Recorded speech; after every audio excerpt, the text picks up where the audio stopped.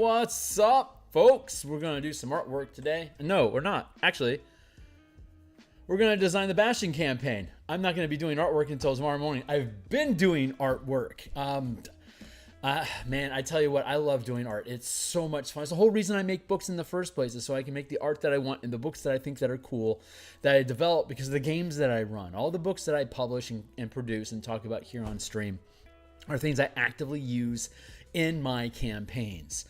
And I think they're tools that fill in gaps that are necessary, you know, that help expand the type of games that we play. And I think that's a good thing. It's I don't think 5e needs to be declining. I think 5e just needs more technical support for the DMs to have more. Like we keep trying to empower the players, but no one is empowering the DMs. I was talking to this about with Foxy, one of my playtesters on Saturday morning. That all the tools are being built to support players to get more players playing, but it's the DMs that make the thing go. So you got to put it there, and WotC hasn't done that. It used to be that you had to sell books, like you had to physically print books and put them in people's hands to get money. And so they would kick out ideas way back, you know, even in 4th edition and earlier, just as much content into your hands as they can. Like, you can run games this way, you can build these tools. Here's another way to, it's just more stuff, just to keep you locked in. But that process has changed for 5e. So I'm rambling here, so don't mind me. Bastions. That's the new idea that came in from the Dungeon Master's Guide for 5th edition 2024 mechanics that give your characters a hideout to take downtime and sharpen their knives, except we don't have downtime activities anymore, and knives don't get dull. But aside from that, we're doing pretty good. So I love the Dominion style of play. It's been around since Beckme. It's the source of where adventure, like the intent and reason to gain fame and power and levels in the first place, is because it started off as a war game with troops, and then it zoomed into what would happen if I'm controlling one of these individual troops. And then it zooms back out again. Now this one little troop can command a whole army because they've become powerful and experienced and respected. So it's an oscillation. You build that troop into an army, and then that army has troops that you can build into other armies. So you can just do this, like this universe of imploding, exploding information and opportunities and experiences inside of your campaign world as you go through that cycle of growth, domain, and then recruit, growth, domain, recruit. And it's like I'm on my 4th campaign in Eberron right now, and it goes from level 1 to 20 in like 250 hours, which is like 16 months. But I build on each campaign. When one campaign concludes, our epilogue is like, how do you want to change the world? Like, what do you want to see change? And the players will decide what it is that they think they want to see change in the world, and I'll incorporate that and then twist it to create new opportunities for adventures and then throw them into the new scenario. And it just goes on like that forever. So you can build a kingdom and then have characters grow up in that kingdom to then become heroes themselves, to then expand that kingdom further.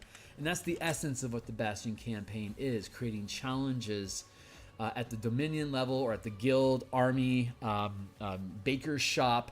The idea of bastions in 5e24 is to convert those into a framework to build campaigns from, using 5e game mechanics that were hinted at in the 5e24 DMG Bastion system, but they didn't dive deep into codifying it into a gameable experience that can propel a campaign from level 1 to 20. So that's what I'm currently doing in my Eberron Spelljammer Asteroid Belt campaign. You can see an illustration here on screen. This is a hub world. A is a planet, and then B is the ring around the planet. And you can see down in here. Hold on, let me. I'll fix my screen here for you real quick. There. yeah, so here's a planet. Here's the ring that goes around it. A ring of asteroids can be fused together. Here you see a river that's running between the asteroids that are all linked because of soil and dirt and forest growth on here. So you can see it curving around here into the distance. It has its own atmosphere around the clouds, so you can see it rises up here and then it drops away down here, and this surrounds the planet. And this is like how the campaign that I'm running in Eberron works, is that they're orbiting around Eberron, but they're actually dealing with an asteroid field that's beyond the ring to harvest valuable resources and bring them back. So, but that's a Bastion style game where they have control of the mining guild that their characters are in. They have multiple characters that have different roles inside of the guild. Like they have spies, they have diplomats, they have fixers and delvers and miners. So they have these different roles, and they kit out groups of characters to go deal with different problems that come up as the Bastion attempts, like the Bastion of the asteroid mining guild attempts to go out, harvest materials, and bring them back. They run into all sorts of problems: pirates, poaching, monsters around or in the asteroids. A diplomatic or economic rival will accuse you of something or deal something with it that you have to go resolve. So you can only deal with one thing at a time per week per group of characters. And if you have more things that need to be resolved than you have characters, then you basically allow the Bastion to make an ability check to see if it can hit the difficulty of the skill challenge that is presented by whatever that complication is. So that's the essence of the campaign. Your characters go out, they deal with the problem, it then resolves so the Bastion can move forward with whatever your plans were, and your characters are gaining experience, new information, new adventure hooks that can bring back to the Bastion, hey, here's what we found out. And you can start layering that together, issuing research orders to find out more about what your characters found. And that opens up all these new plot hooks that you can then go follow throughout the course of the campaign. And before you know it, you're level 20. And you're like, good run, guys. Where do you want to go from here? What changes do you want to see? And then that changes, and you roll it back into the next campaign. Yeah. So let's do some work. If you think today's cool and you like my artwork in the mornings, consider like, subscribe, hit the bell icon for notifications when we're live in the future.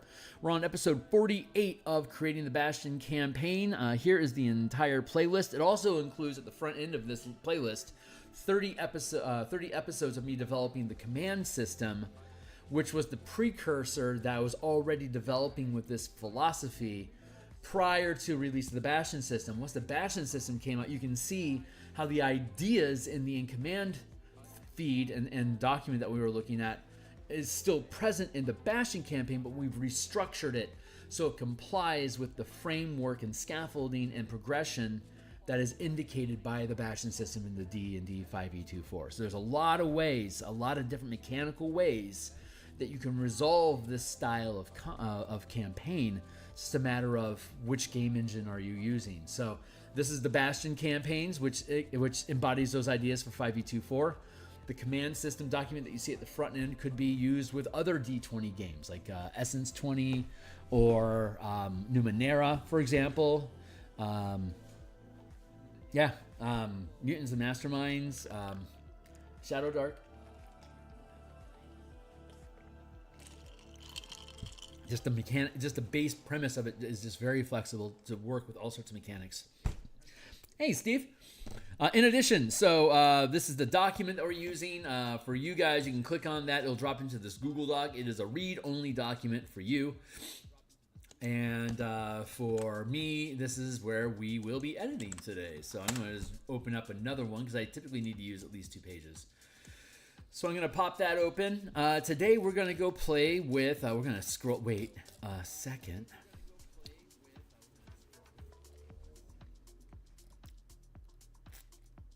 Bastion points, facilities, facility orders, and procedures.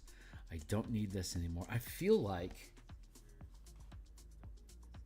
yeah, I'm going to probably do some cleanup on this soon. We're getting really close to, like, this thing is good to go. It doesn't mean I'm going to be publishing it necessarily any time immediately, but it's getting to a place where anyone could play test it and should have enough mechanics here to be able to run an entire campaign with it. We're going to be using it in Storm King's Thunder the Spelljammer Storm King Thunder campaign that I'm running as a playtest for both Mecha Kaiju mechanics for my Spelljammer and for the Bastion system, converting the Storm King's fortress into a dwarven citadel. Instead of the Storm King, it's just going to be a bunch of dwarves. And maybe they'll have a Storm King, who knows. But orders, governing bastions and settlements we resolved last time. We figured out armies. That was fine.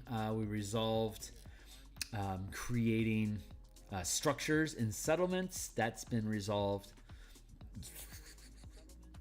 Governments leads to sabotage. Armies, we figured out how to build armies and provide them with the resources that they need, the same as though they were a bastion. So an army basically becomes a temporary bastion unto itself as an organization that can be commanded to perform tasks greater than what an individual character can do.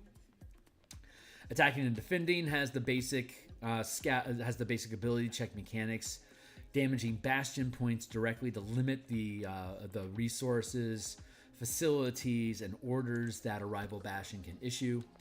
And now we're getting into the meat and taters of what today is all about, Bastion Events and Complications. So now that we have settlements, bastions, armies figured out, we have the breakdown between facility benefits, downtime activities, and unique orders that can be performed at the facilities.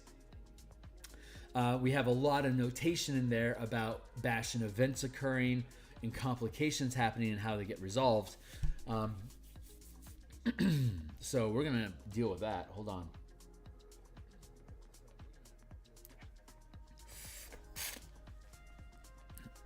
I am not going to hard code the... I think I'm going to leave...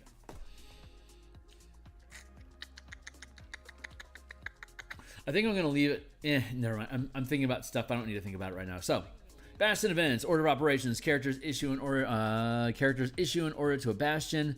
Make a bastion test to determine if the bastion succeeds or encounters a complication. Characters choose to resolve the complication personally. This becomes an adventuring hook, or relegate it to the bastion as an additional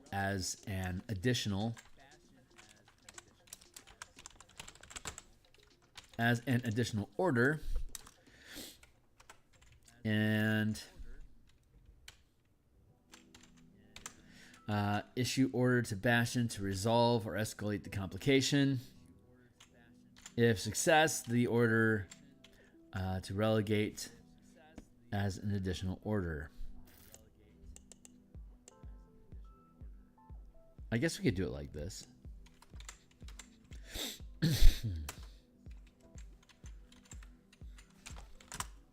Here, like that. If success, the order is completed as intended. If success, the complication is resolved and the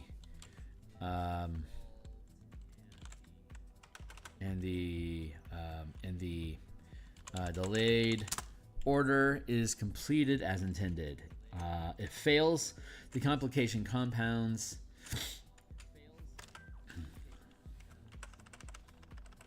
The complication persists and potentially escalates.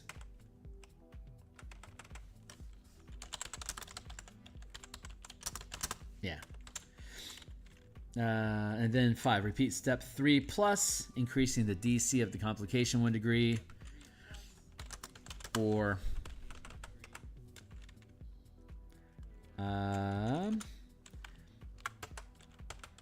if the complication compounds, roll an additional complication. If the complication escalates, increase its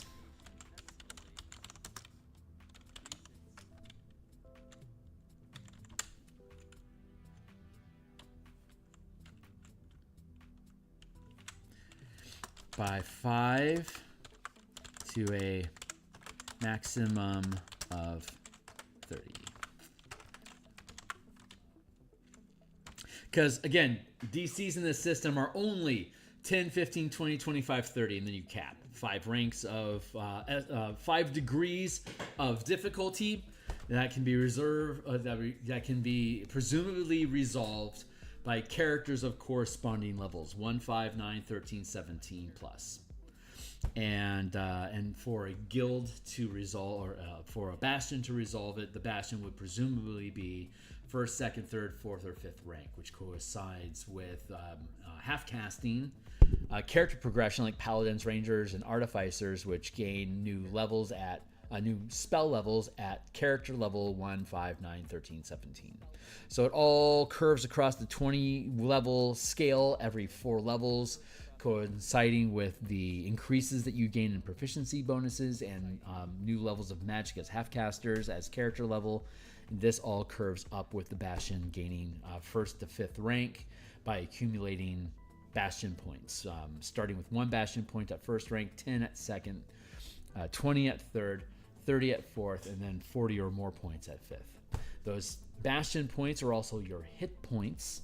So you're expending the Bastion points to empower or develop facilities to provide you with the means of issuing orders to your Bastion to perform tasks through the resources inside of those facilities. And you have spare points laying around for you to basically maintain concentration on an ongoing task so that you don't have to reissue the order every Bastion turn,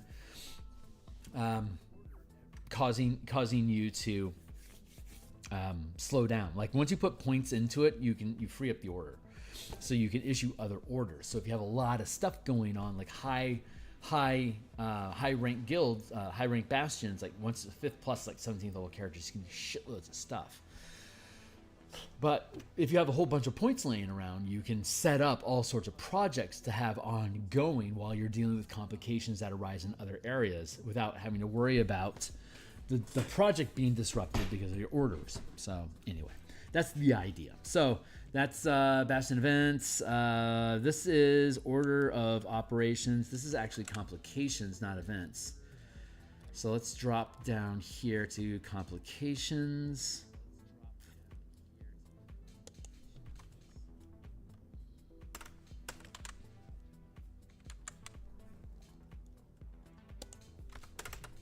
There, let's do it like that.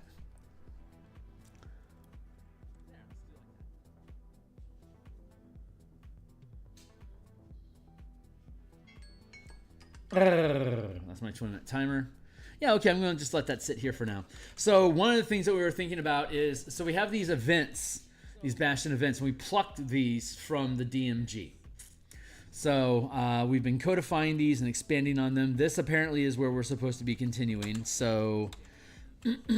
but I want to refamiliarize myself with you guys here real quick. Each Bastion turn at the beginning of each Bastion turn, comma, roll 1d20 and consult the result below. This event, you can some facility benefits can allow you to roll more than 1 event per Bastion turn.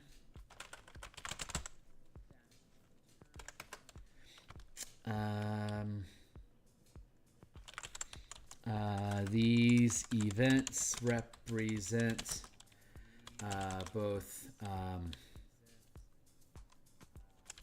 beneficial and malevolent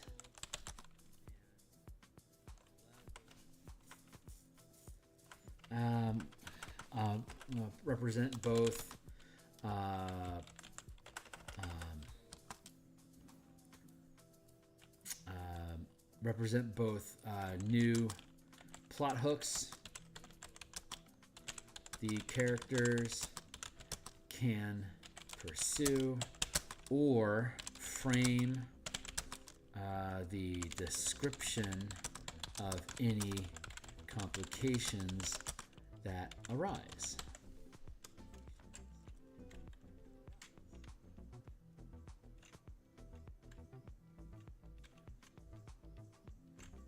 Let's change that. These events can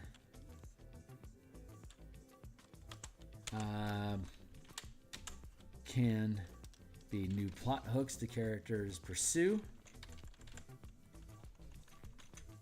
or can be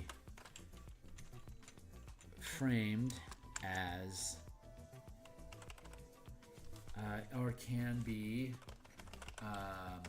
the source of any complication that arises. Any complications that arise.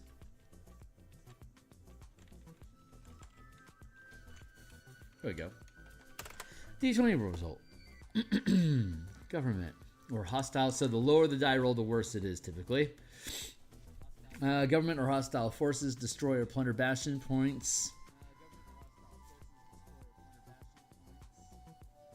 Make a bastion siege attack against the bastion.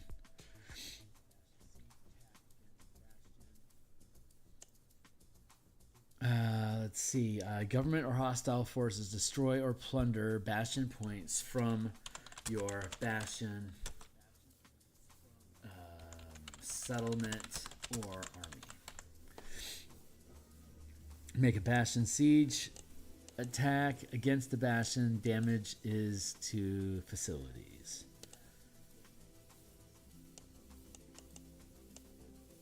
Not necessarily to the facilities. See, that was too limited of a scope. Make a bastion siege attack.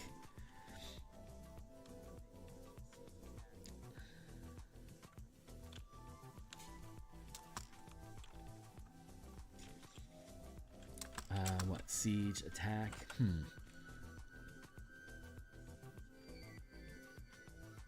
Government or hostile forces sabotage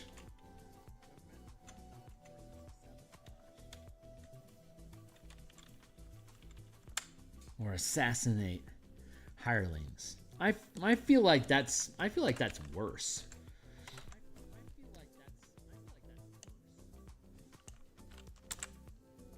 Like, they're killing your people. That's worse than them just looting your coffers, right? So I think so. Let's do it like that. Visiting NPC pursued by significant threats.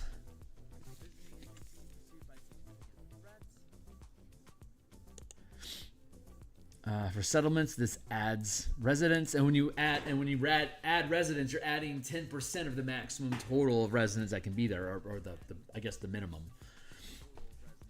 It's a minimum of 100, 1,000, 10,000, and then 100,000 plus. Is that how I have it framed right now? Hold on, because that sure is a simple way of doing it. If that's not how it's framed right now, it certainly should be.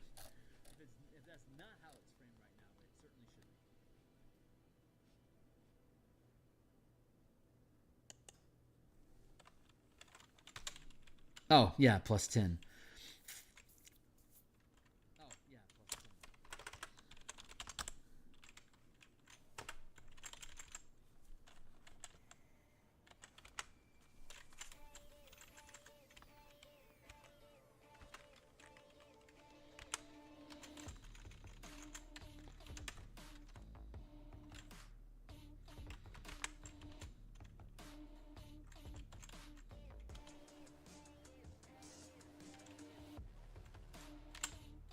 That's a little off.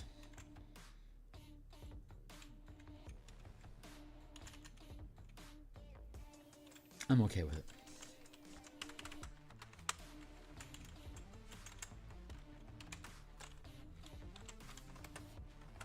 10K plus. 100K plus.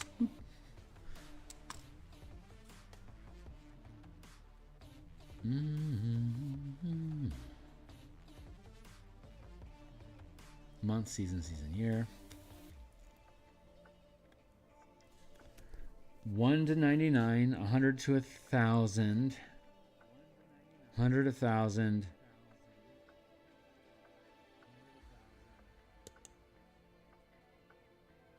Let's just do it. Nah, that's okay. It's a little jilted there, going from 1 to 100. But I think it's appropriate. Where are we at anyway? There we are. And settlement. Hamlet.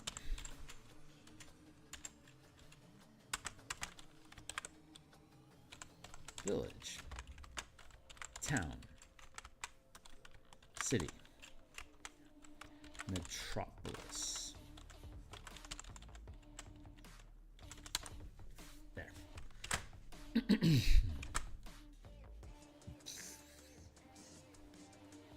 Yeah, I'm good with that. Visiting NPC pursued by significant threats. Government or hostile forces blockade your bastion. Attacked. Points, violence and points taken. Points taken, violence. Preventing you from performing tasks. Disrupting orders issued.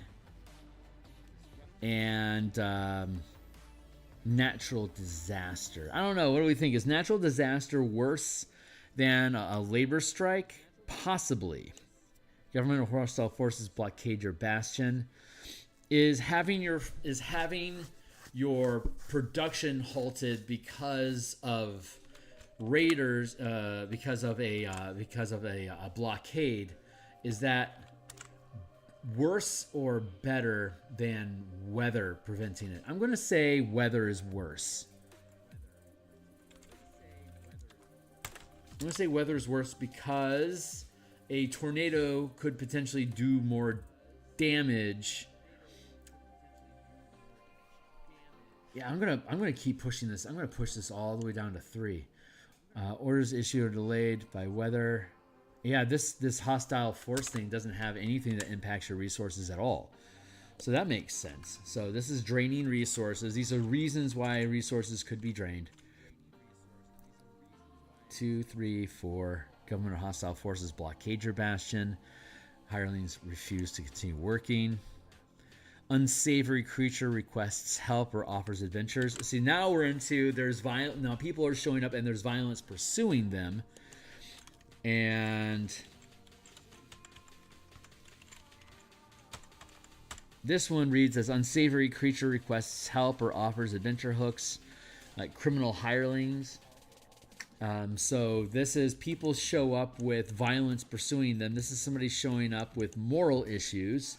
Former owner of looted magic items seeks their possessions. Request for aid. This would be somebody, rival seeking partnership. Ally offers adventure or help or requests help. That's super neutral. High renowned noble offers resources and adventure hooks. Extraordinary opportunity. Roll a bastion die and gain that many temporary bastion points as a reward for taking the quest.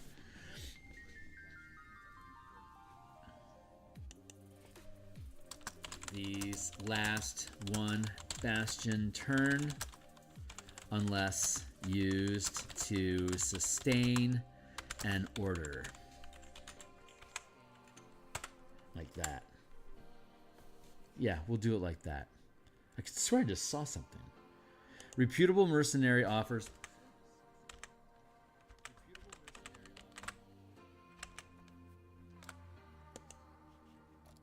Nope, there's no one there. All right. Reputable mercenary offers services as standing army, provides 1 bastion point to improve barracks or war room with while remaining at the bastion. Friendly visitor, guest. Specialist offers 1 additional order per turn if sustained as an ally. That's great. Friendly monster seeking alliance or refugee provides 1 bastion point to improve menagerie or tables or stables while remaining at the bastion.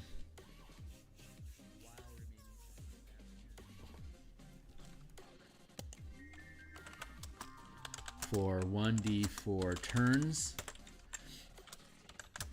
Can be recruited.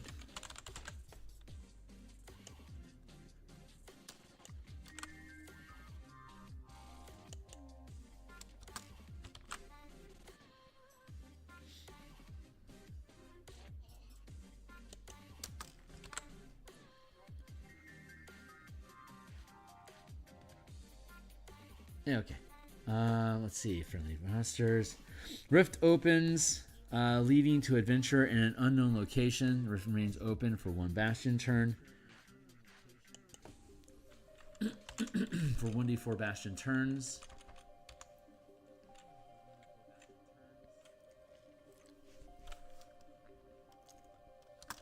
Can be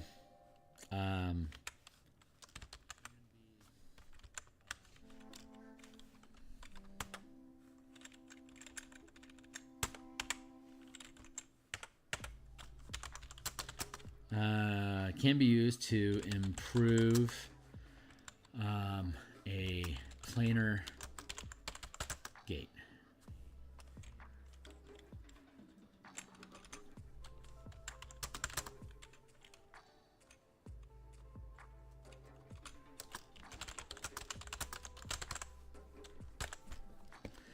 Clever solution grants free Bastion die when you issue an order to resolve a complication.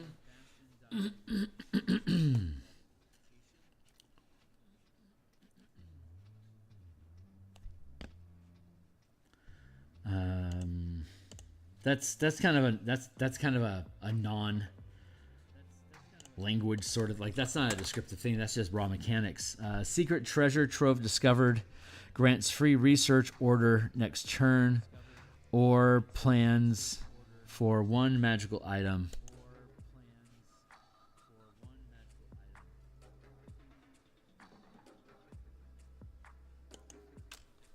Or provides plans for 1 magic item.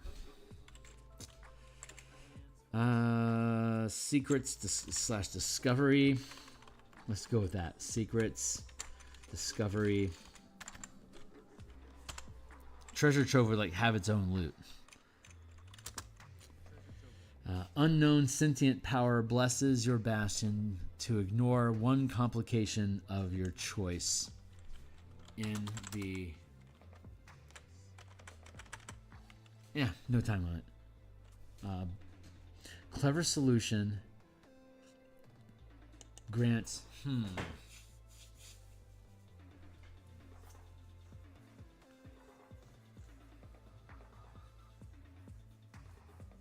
let's do it this way.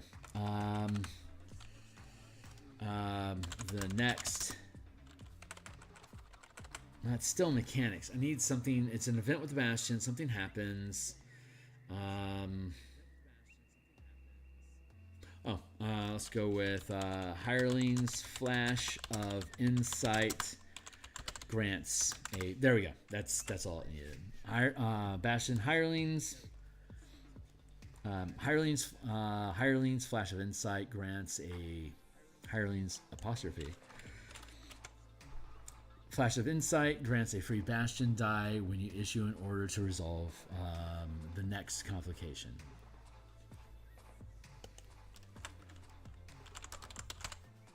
The next complication.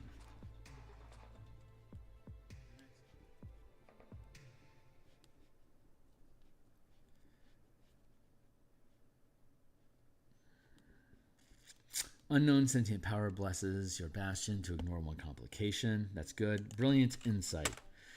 Discovery treasure. Roll a Bastion die equal to your Bastion rank. Gain that many temporary points. Discovery treasure. Brilliant Insight. Well, we have Brilliant Insight up here.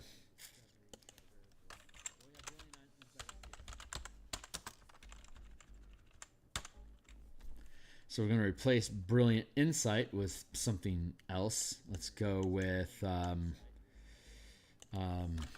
Unexpected Fortune Discovered.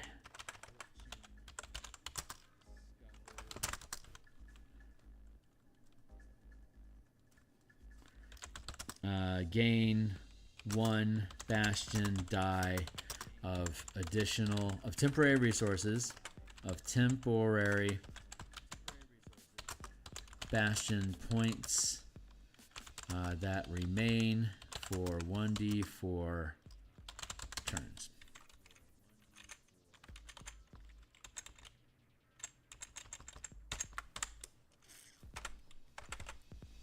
Rival Bastion is bankrupting. You can attempt to poach resources, hirelings, and facilities.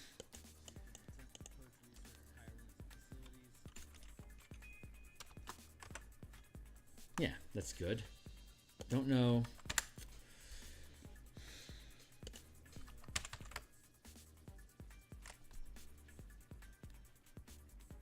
I think that's a decent array to start with.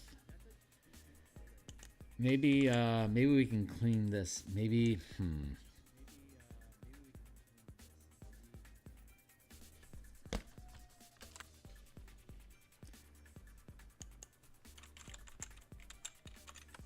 somebody has a sad child next door. 1, 2, 3, 4, 5, 6, 7, 8, 9, 10, 11, 12, 13, 14, 15, 16, 17, 18, 19, 20.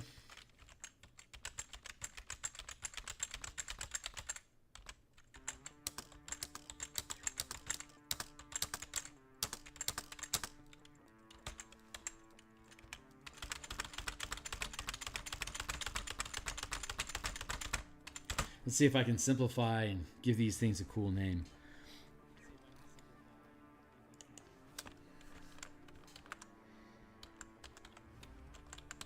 Sabotage.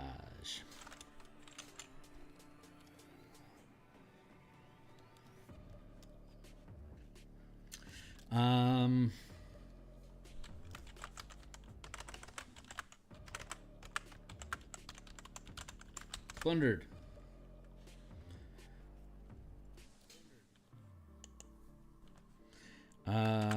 Unnatural weather.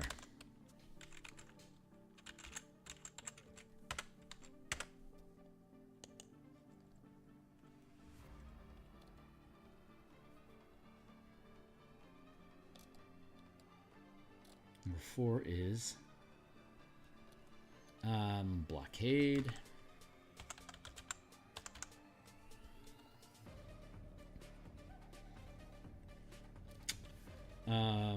Hireling strike.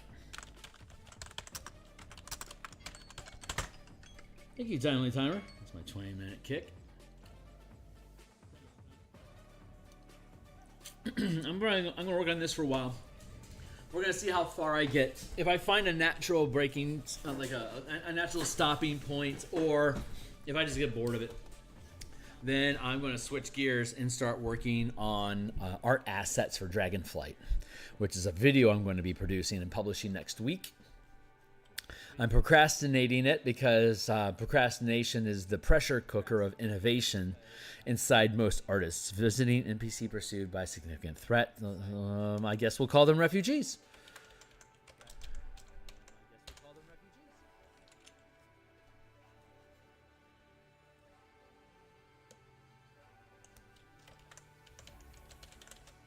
Desperate travelers.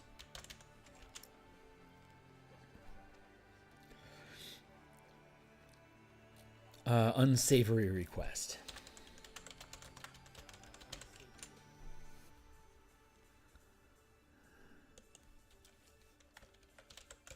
Rival blockade.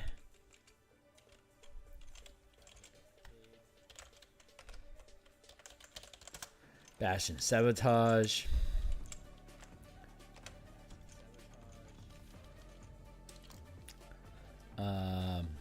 Plundered resources.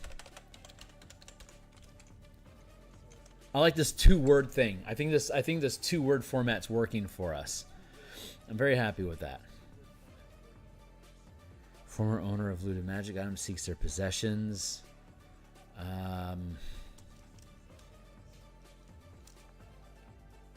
Seeks their magic item. Was looking for something. Lost and found. Technically, that's 3 words, but I'm going to call it just a general term. go to number 9.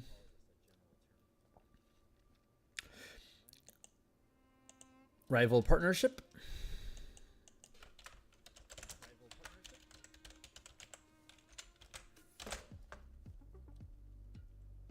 Offers adventurers a request for help. Call to adventure. Another 3-word. I know I'm breaking the rule more often, but I think I keep flipping screens like I'm going to see the list right away. I'm doing a scroll down here, not a screen flip. Thank you. Maybe if I do a screen flip, maybe the damn thing will just behave better.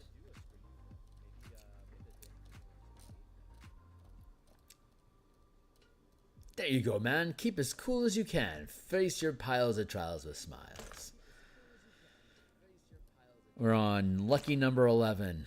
High renown noble offers resources and adventure hooks. Noble patron.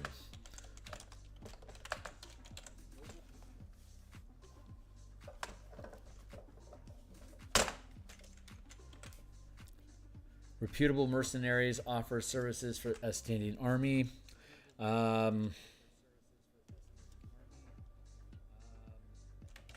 Loyal militia.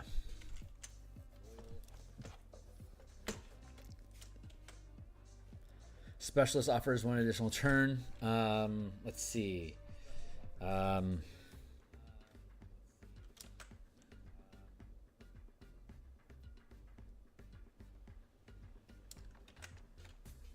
Indentured? No. Contracted specialist.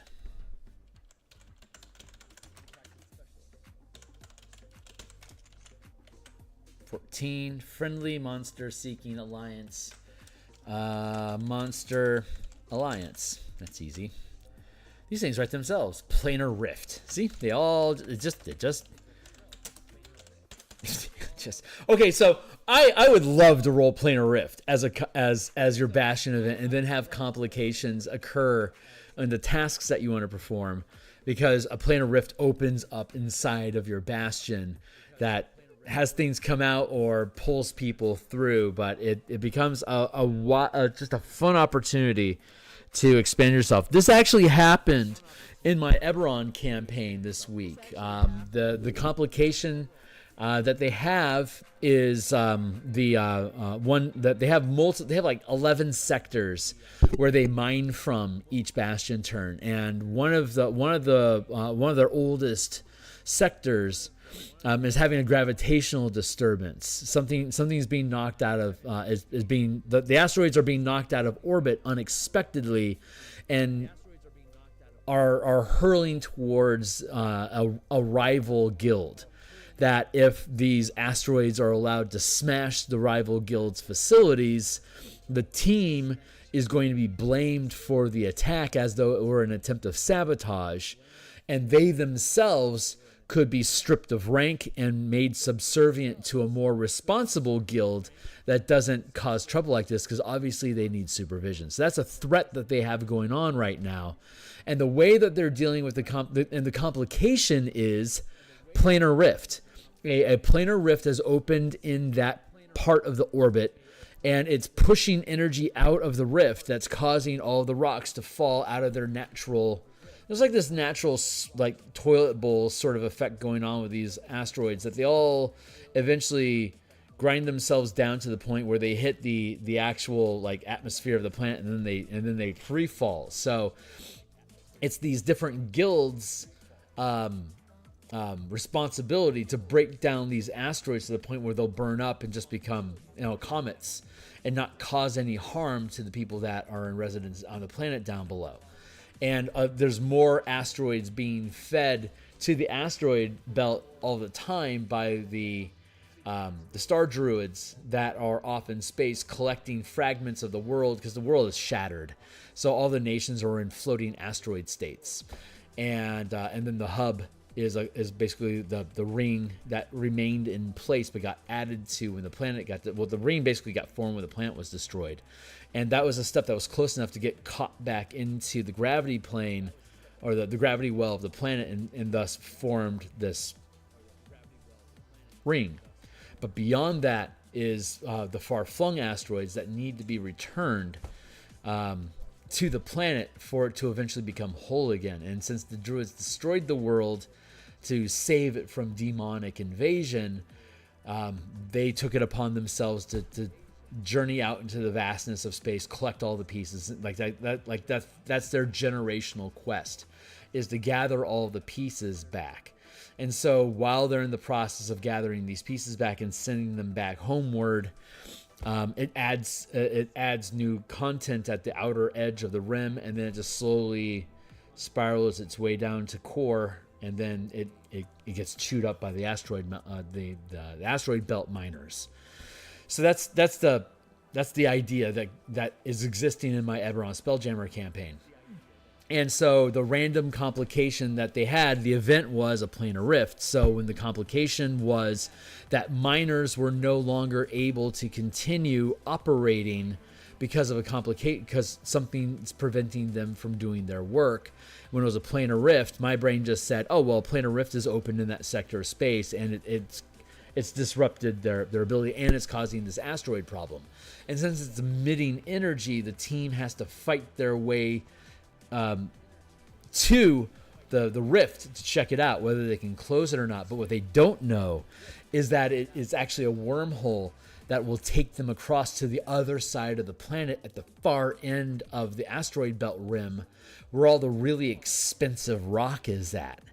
So they're currently being choked off because their territories are being surrounded, ghost style, are being surrounded by other guilds, and it's cutting off their ability to expand their territories. So they're struggling to try to find a way to be able to carve more space. And coincidentally, just as they do, this portal, just as they're running out of options, this portal opens up that is in their territory. They have exclusive rights to it, that they could hop through and then send their ships far, far, far, far away from where they are at right now to collect rocks that no one is even looking at yet. And so there can be incredibly valuable material out there that could ramp their ability to harvest materials, but it also has a higher CR threat that they may not be ready for. Like, it's like CR 13, 15, 17 threats, while their characters are 11th level. So it's like, if the common monster out there is CR 13, that's too tough for them to take on. They need to be level like 15, 16, or 17 to be able to take that shit on. But they'll have early access to it. So if they want to fuck around and find out, they're welcome to do so. So it's just expensive to be able to ferry materials through this wormhole to get them out into far orbit. So they're going to have to establish a second base of operation, free floating out there and relatively unprotected. It's a second Bastion that they're producing. That's a franchise that we talked about last week up in the franchise section about creating a new settlement as a subsidiary of their guild. It now becomes a waypoint between here and the distance. They don't know that a rival nation created it, but didn't have proper control over it. So when they go through, they are going to find that there is the starts of there's a scientific group that's there from the Sarlona, the psychics, the psychic dreamers. They dreamed up a way to be able to jump distance for them to be able to find more materials without having to compete against everyone else. In this portal is what happened, but the dream was wrong, so it got pulled to inside space instead of further away. So for the team, this is great. They get to move further out in orbit, but for the Solonans that created, this is horrible. We wanted this to go further out from where we started from. This is now the far point, and it's going inward, and on top of it, that's not even our territory. We can't even use that. And then there's all these horrible monsters out there, and they got through the portal, and now those horrible monsters are attacking the facilities inside of that sector of like the mining ship has been holed out. It's these manta rays made out of psychic energy, and they deal psychic damage when they get too close to you. And they've messed around with psychic beings like this in previous episodes, so they know things like this exist, but they're still trying to find out all they can about what are they. Well, now they're going to get a big spoonful of what they are and recognize the threat that they represent. So the campaign is both escalating with the type of threats that are on the board and offering them an opportunity to expand into new dangerous territory that's basically uncharted, like literally uncharted territory. So it becomes a hex crawl space with psychic monsters and asteroids that are floating around. And it should be pretty fun. So they've just gotten to the site and started assessing the different points that are of interest, like the damaged hauler ship that stranded the miners on the asteroid that they're working on. The asteroid base got destroyed by these monsters, but they've been failing their observation checks, so they can't see what's going on without getting their nose wet inside of it. And then there's the gravity field itself and the falling asteroids. So there's 1, 2, 3, 4 different threats that are active in the space right now, and their squadron of fighter ships, their war golems, as it were, are attempting to. They're trying to figure out which threat is the biggest, and so they went after. They had time to start repairing the hull of the miners that were there. They have basically a standing base that gets dropped onto the asteroid so they can mine it, but it got torn open, so it can't hold atmosphere anymore. If they can repair it, then the miners can be safe, and then they can deal with all the other shit that's going on. So one problem at a time, and that's where they're at. So we're going to pick that up on Monday, yeah, that'll be my Monday lunchtime. They'll be taking the next step on that, and there's only 4 encounters to resolve, and it'll probably take like maybe 3 or 4 hours for them to take care of all of it, with shenanigans included, and that's when they'll be able to start messing around with the portal. And so the portal will be the bulk of the adventure. These other things were just the reason. It was the plot hook to get them there, and then once they start messing around with the portal, they'll realize the value of it. And then they'll start, as a team, thinking about what can we do to exploit this, and what can we do to not piss off Sarlona while we do it. So that's the idea. So that's anyway, that's a tangent, but that's what we're dealing with. So Planar Rift, super fucking fun, and they're gonna have to figure out a way to stabilize it, because if it gets shut down, oh well, that was cool, but now that was a momentary option that we had. Can't go further. We need to stabilize it. So now they're going to dump research into how can we stabilize a planar rift like this, and then from there, if they decide to invest the points to sustain it, it'll stay open.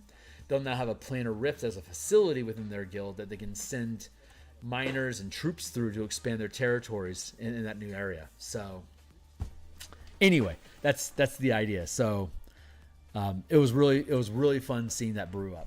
Hirelings, Brilliant Insight grants a free Bastion. Let's see, Brilliant Insights. Mm. 17. Brilliant Insight order or let's see, Brilliant Insight. And this will be actually, maybe Brilliant Insight might be more valuable than the order, because that's a specific order, and this is just an added die. No, it's a free order. Brilliant Insight grants an extra die. Secrets Discovery grants free research order.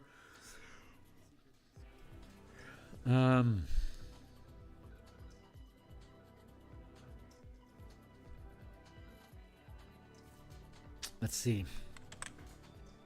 Brilliant Insight.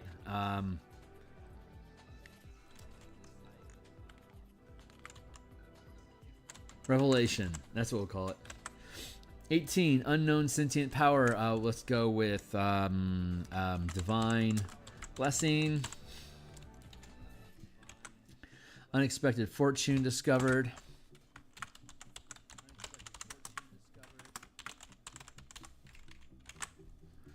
And Rival Bastion is bankrupting.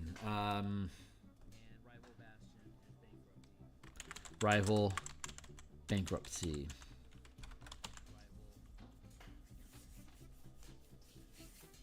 There you go. That's our D20 roll all together. Now let's start breaking this down. Bastion Sabotage. Let's see. There's Army. Bastion Settlement. Let's just sequence that real quick, shan't we?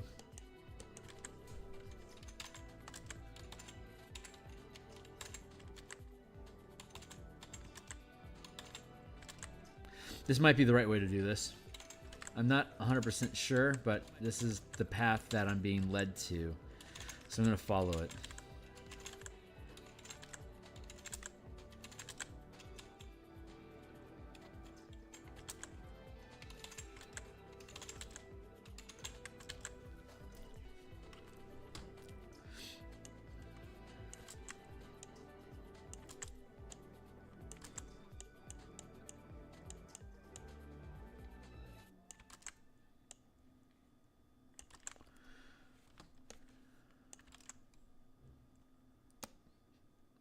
So there's three types. Basically, there's like three setups.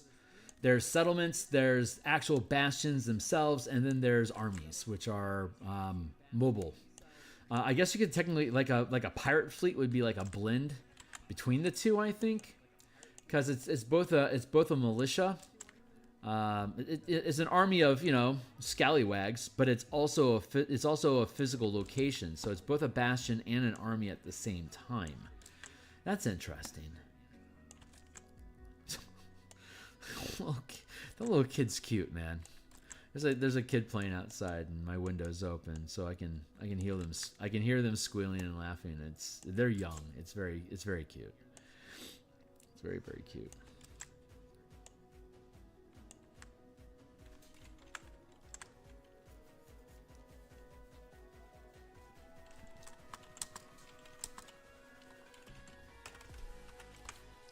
Do that.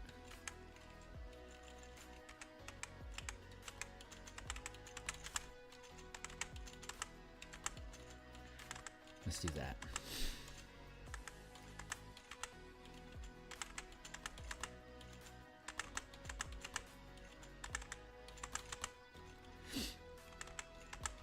I know I'm procrastinating the Dragonflight video, but I'm feeling pretty confident about it. I think I'm going to be investing time in that tomorrow at lunch instead of the typical Martial Power stream that I do. I suspect that we're going to do. I mean, I could change my mind on in an instant, but that's what feels like what's going on. I'm going to spend most of Saturday, as well as I actually have Monday off work, so I'm going to have a long session Monday morning in the Eberron art stream. But during the course of the day, I'm going to, on Saturday and Monday, I'm going to be making the video. So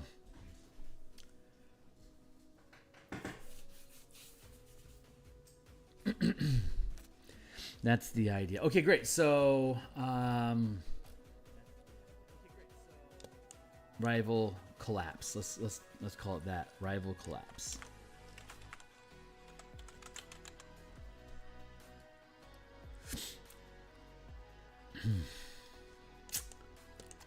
Okay, so we're going to parse through these, and we're going to take the idea of the Bastion Sabotage, and we're going to, instead of saying Bastion Sabotage, let's just call it Sabotage.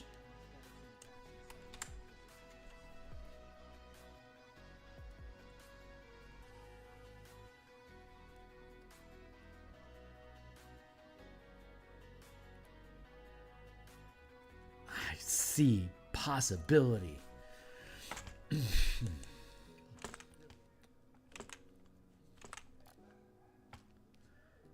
All right. Hostile forces sabotage or assassinate hirelings. Bastion. Hirelings.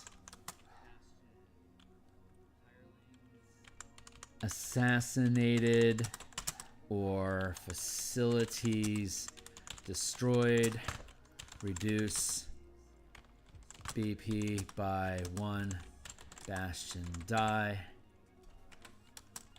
permanent. Sabotage. Army. Supply chain.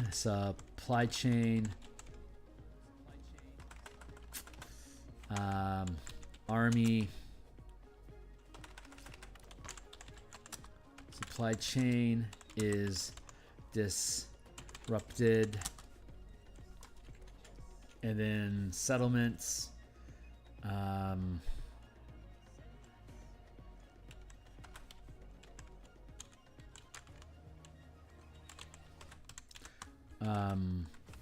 Let's see. Source of materials is damaged.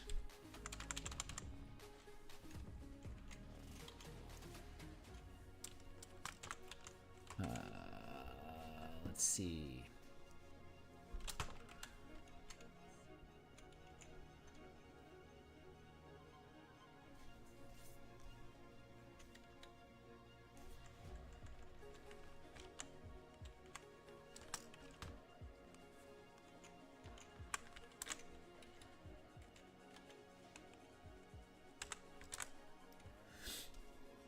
Maybe I can get away with doing that. I'm not 100% sure yet.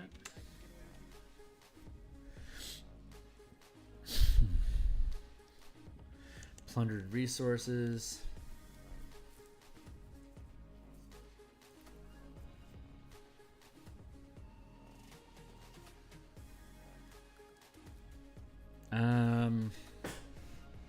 Let's see.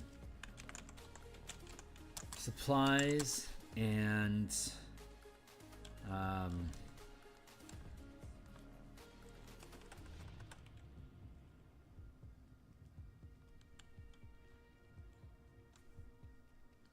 supply chain is disrupted, so I don't want to talk about supplies again. Plundered resources.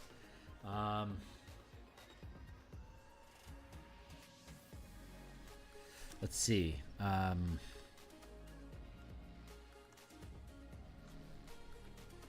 Hireling strike. Army would be troops.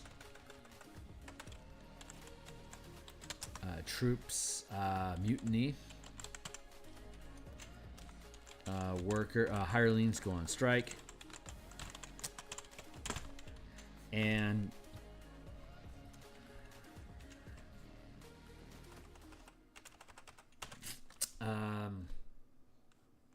labor loss. There we go. Hyper strike and community.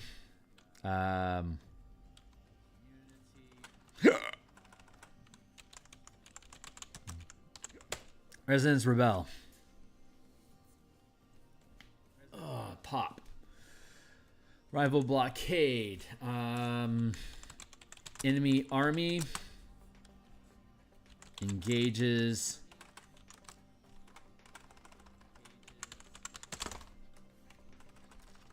Enemy army demands tribute or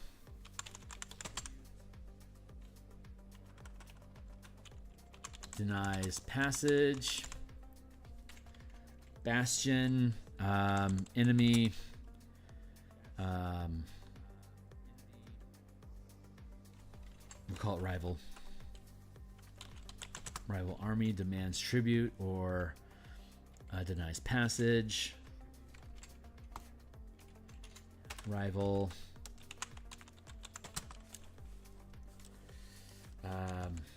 rival army prevents trade,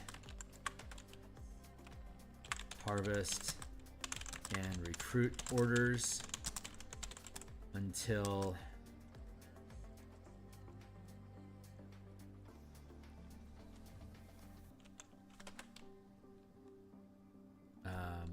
bribed. Arnie Nope, it's army, my friend. Settlement, rival army, prevents settlement from harvesting.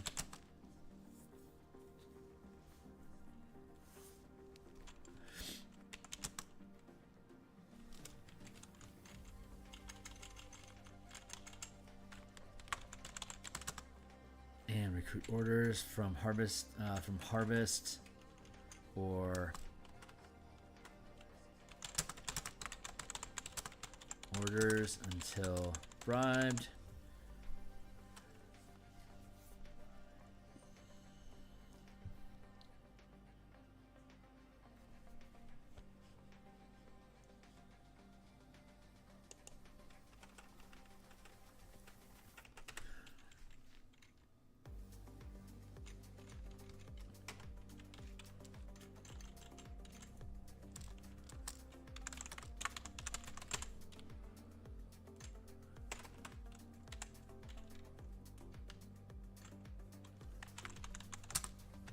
Trade, harvest, maintain, and recruit orders until bribed. And that's redundant, but screw you. But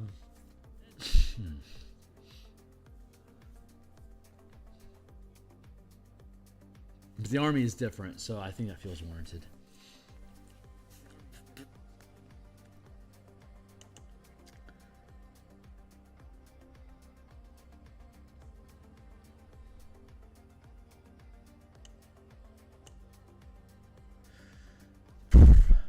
Demands tribute or denies passage.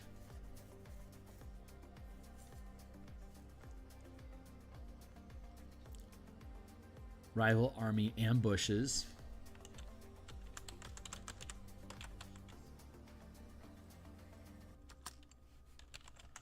While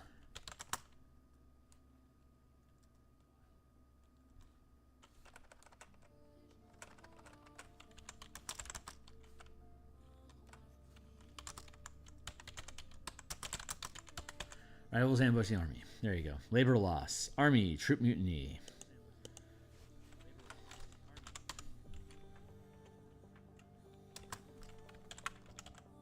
Lose 10% of troops.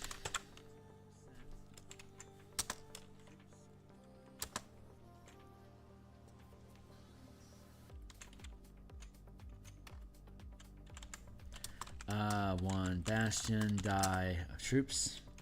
Hirelings strike.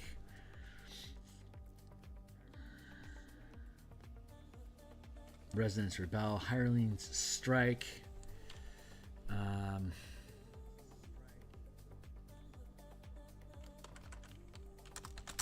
quit work.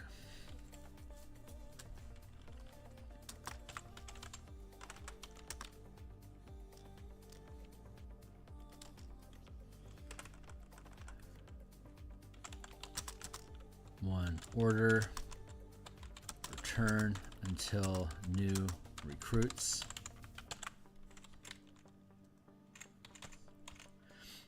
Residents rebel. Rival government challenges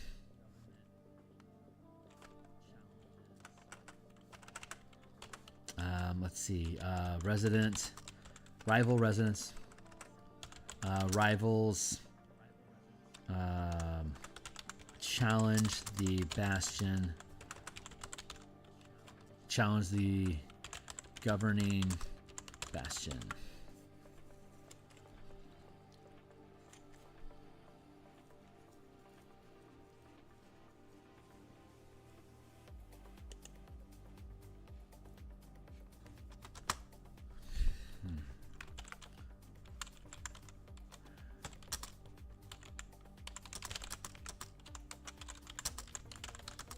Attacks made with one extra Bastion die. Rival army blockade.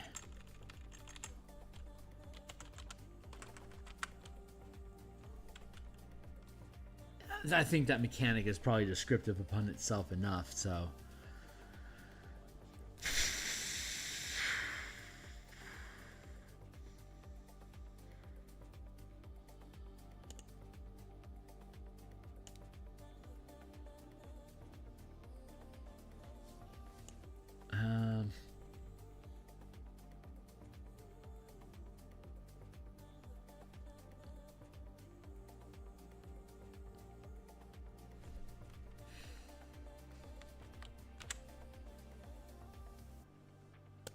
Let's do it this way.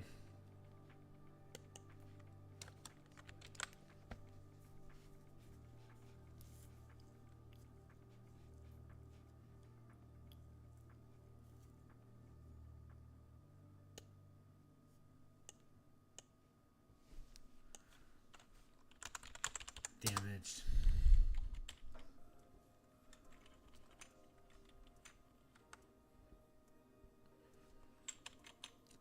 Plundered resources. Back to this.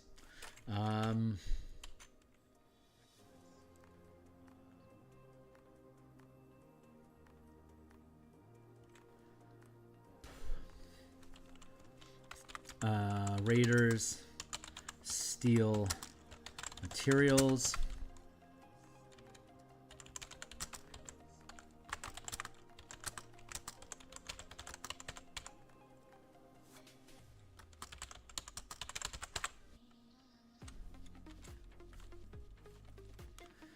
Plundered resources. Facilities. Robbed. Reduce BP by 1.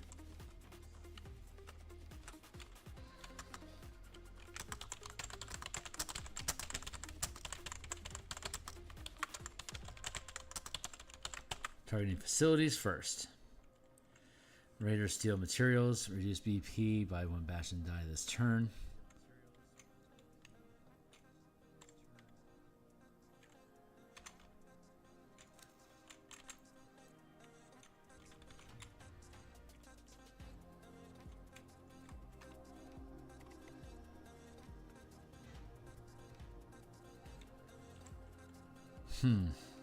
That's okay.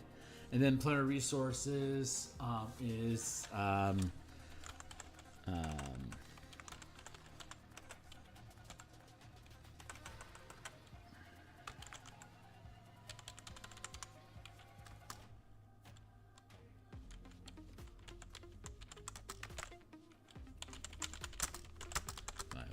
Bastion die this turn, targeting lifestyle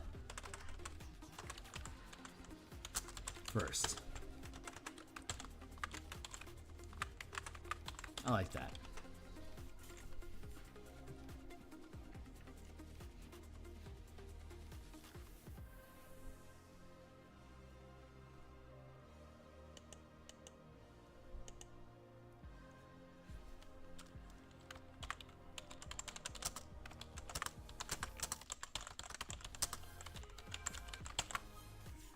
Permanently.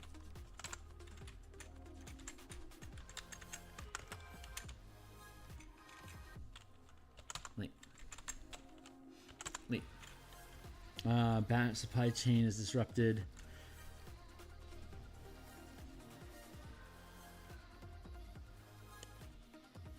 Let's swap these. Oh, hell yeah.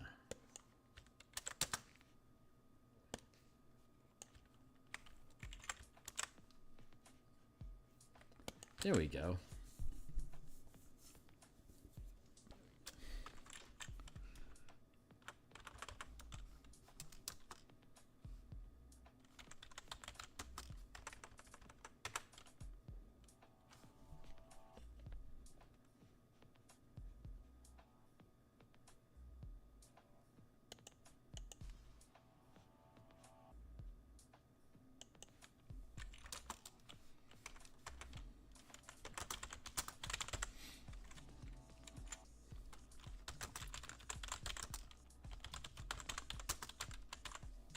I like that language.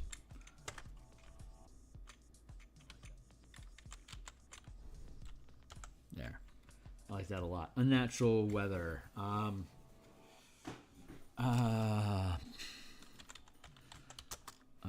Troops.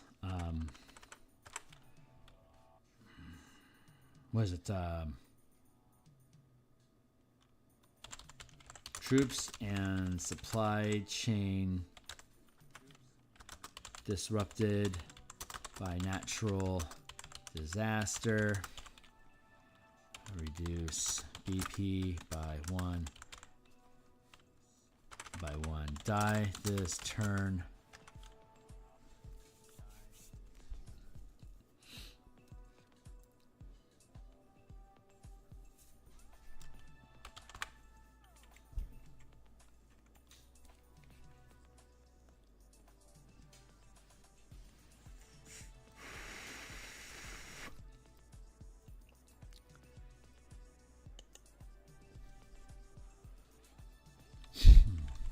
Two Bastion die permanently. Oof, God, that's fucking nasty. And then 1 Bastion die permanently.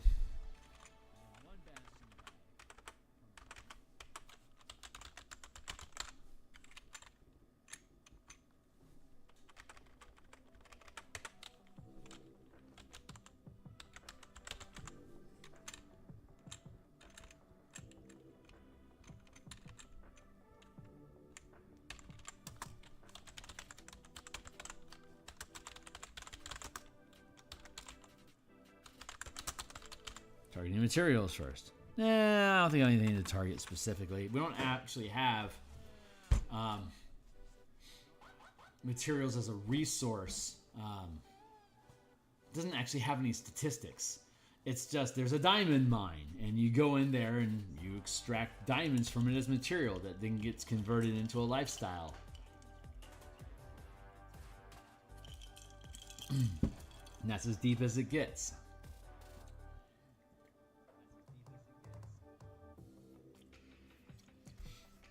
That said, if a settlement was reduced to 0 Bastion points and completely destroyed, that could represent like the mining, the diamond mine going dry, or all the crops and being destroyed and the soil fouled.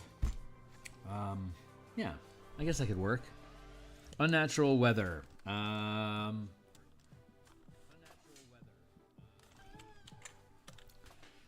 For the settlement, natural disaster.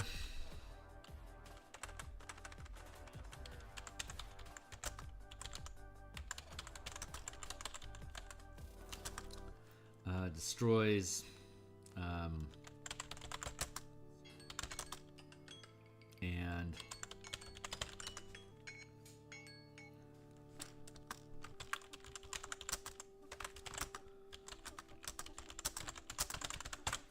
one die this turn, and then Bastion point. The Bastion affected by unnatural weather.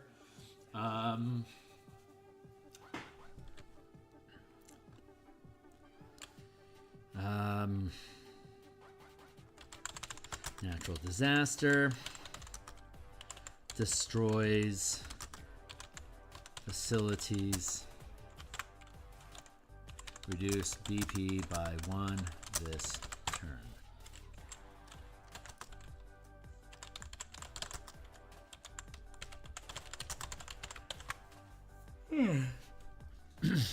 I like these. I like this structure. This just I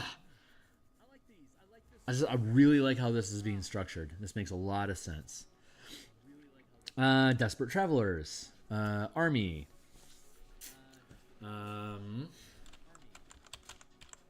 Refugees. Seek the army's protection from a rival army.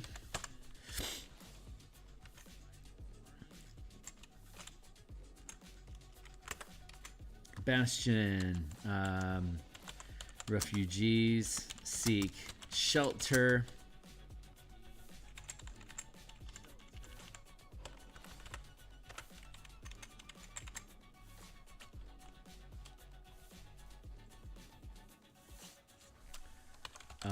From Eh.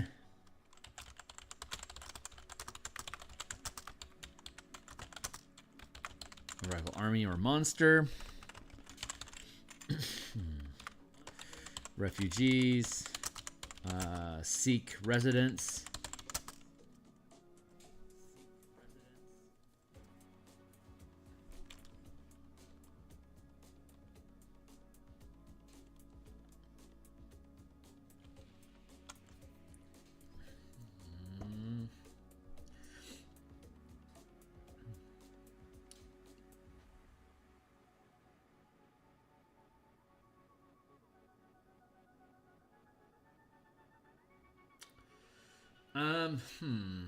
Refugees.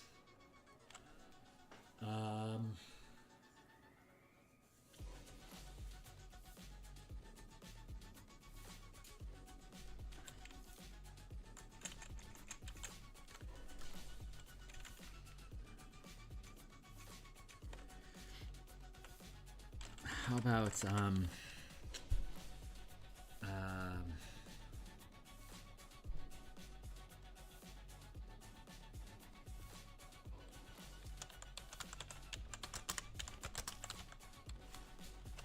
yeah, okay, fine. Same.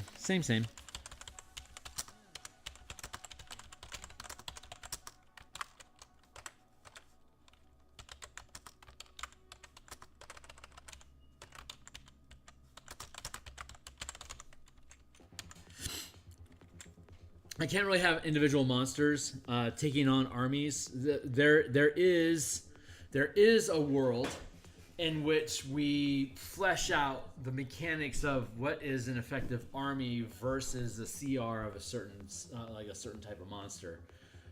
But that's beyond the capacity of where that's too much scope sprawl. So I'm just avoiding the language altogether. If there's monsters, it could be like, hey, there's an undead horde chasing these people. They're hoping to seek refuge, right? That would be a horde of undead, which could be an army, and as well as could be dealt with individually. So, or it could be, mind flayers killed our village or something like that. So now you know there's monsters out there. Unsavory requests. Army. Let's see. How's unsavory request framed right now? Number 7. Unsavory creature requests help. Offers adventure hooks.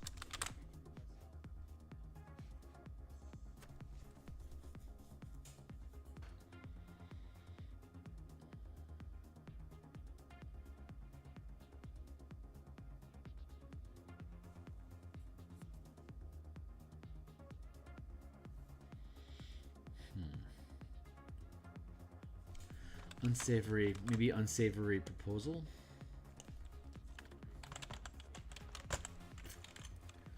Army,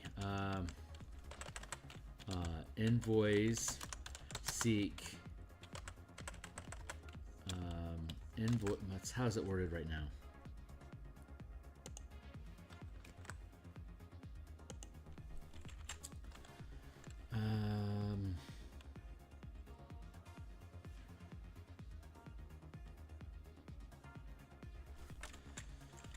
Envoys request military assistance,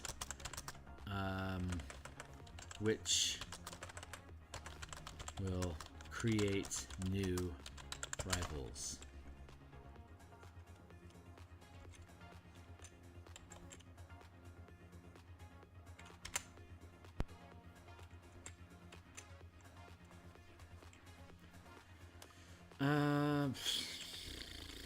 Let's see, unsavory proposal for a settlement. Somebody arrives at a settlement and offers something to the settlement as unsavory. Let's see. Envoy requests military assistance, which will create new rivals. Let's see. Settlement is. Let's see.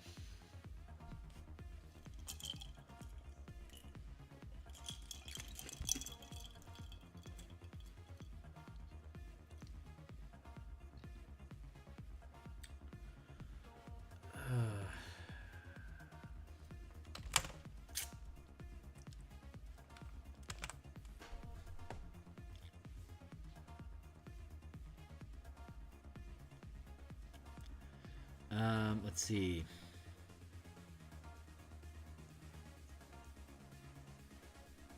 How about rival or monster offers an adventure hook?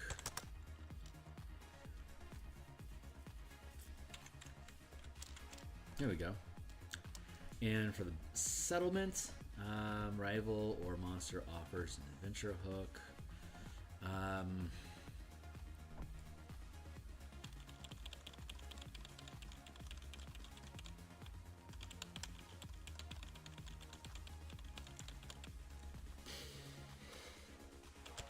Rival or monster offers trade for materials.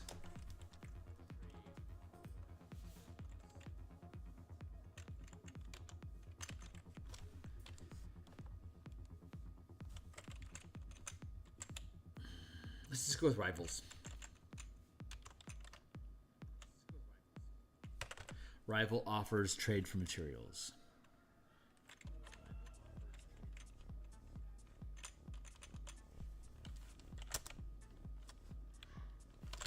Threatens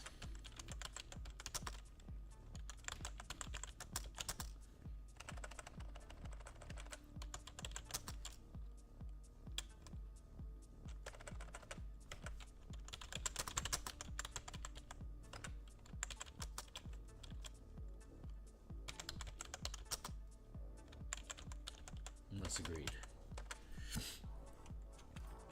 Rival or monster offers an adventure hook.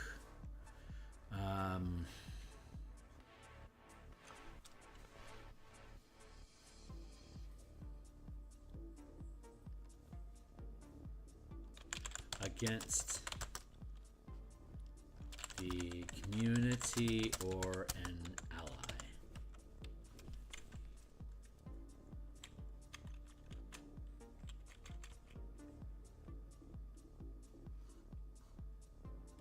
Yeah, I'm good with that. Lost and found army.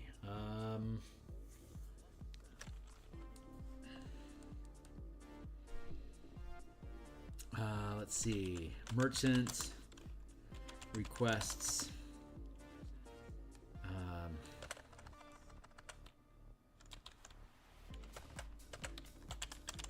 offers reward to recover stolen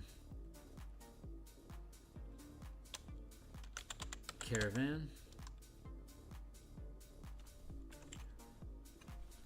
Bastion.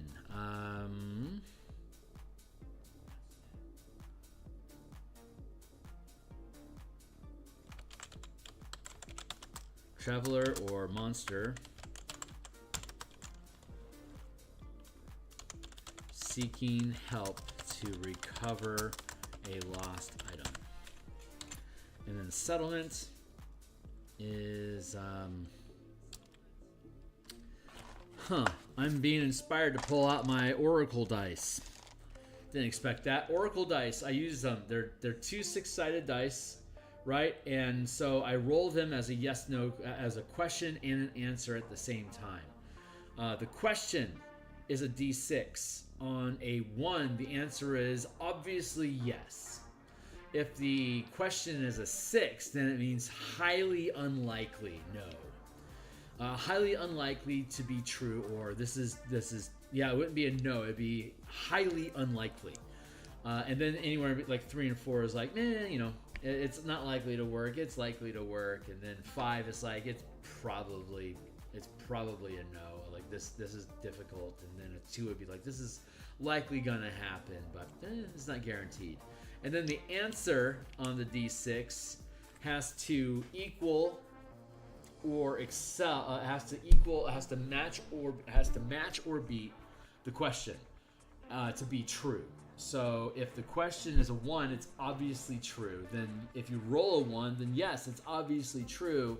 But I rolled a 1, so despite myself, it almost wasn't. So I stuck my foot in my mouth as far as I could go and screwed up this slam dunk of a conversation, as opposed to a 6, which would be we did it perfectly, or if the question was a 6, the answer is despite all odds, we pulled it off. Here's how. So that gives me a scale of 1 to 6 as a question with an answer of 1 to 6. So whenever I ask a yes/no question, I try to frame it in a yes question.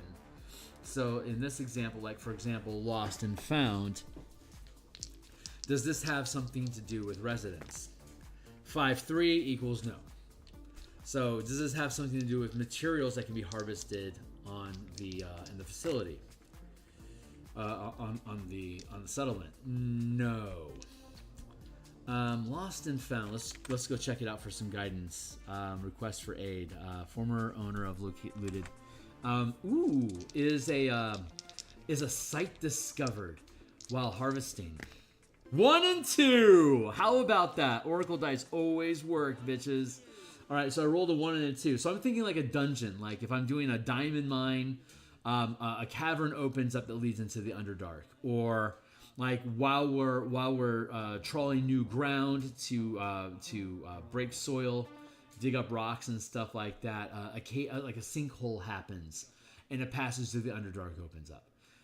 Or like if it's animals or whatever, you lose a number of animals in your herd, and while tracking them down, they've found their way to a cavern entrance, and they're dead or missing, leading it down into the Underdark. Passage. So settlement is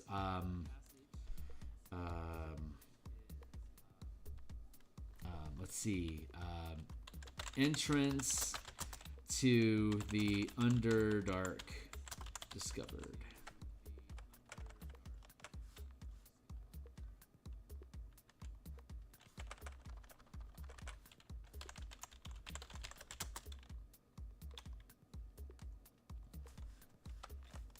Yeah, let's just go with entrance to dungeon or cavern network discovered.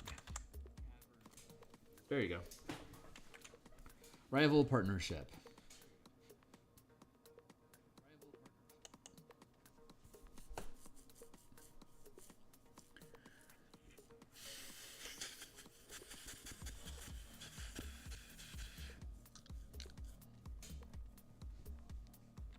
Unsavory proposal.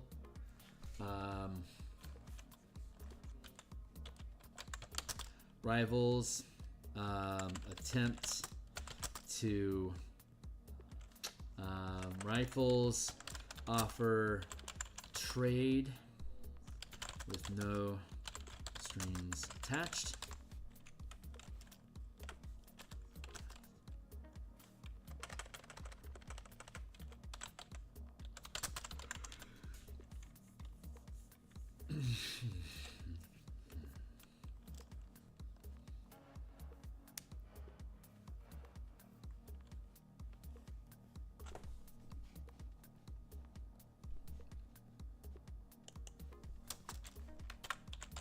Gain 1 BP of gain 1 die of BP this turn.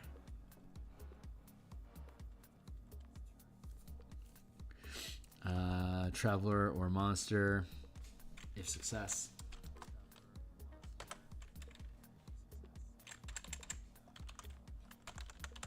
Success gains.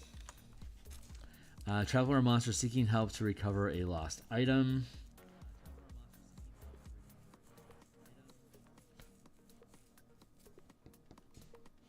Envoy requests military assistance, which will create a new rival.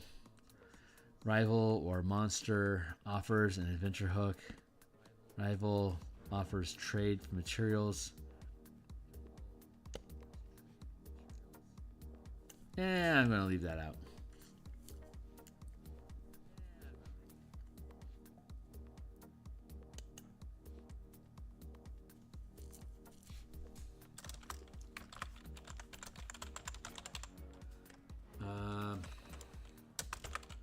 If, let's see, if protected,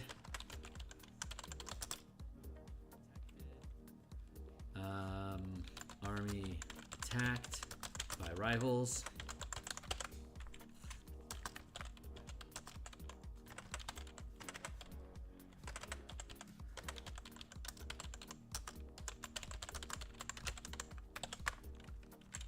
I don't need to say bye. Just you're attacked.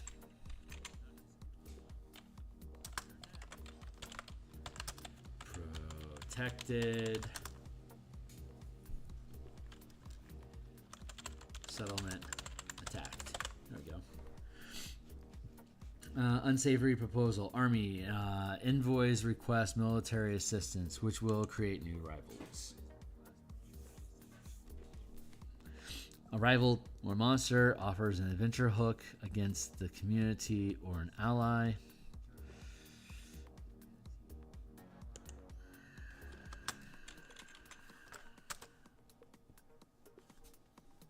I'm gonna leave that blank. We've got penalties that are coming in. Okay, so 1 through 6 we have penalties coming in, which means like from 14 to 20 we should have parentheses about things that you're gaining, and that means 7 through 13, 7, 8, 9, 10, 11, 12, 13. So 1 through 6, 15, 16, 17, 18, 19, 20. 15 through 20 should be positive.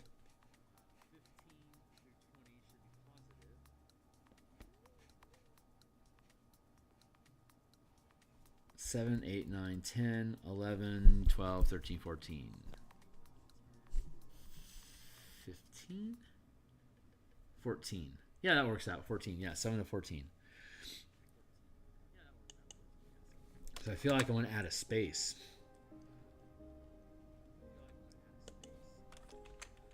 This is when the good stuff starts to come in. 1, 2, 3, 4, 5, 6.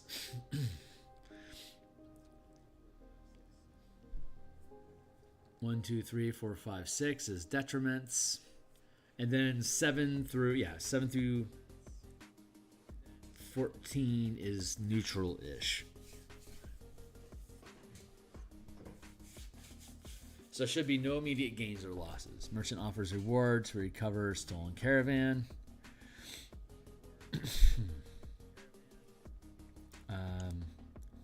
Merchant, travelers request help to recovering.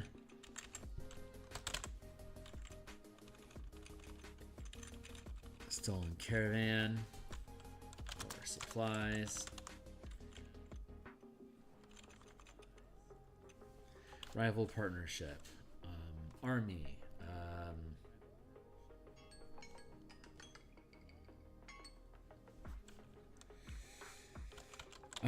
Rival army offers to aid in attacks for portion of plunder. Bastion, rival partnership.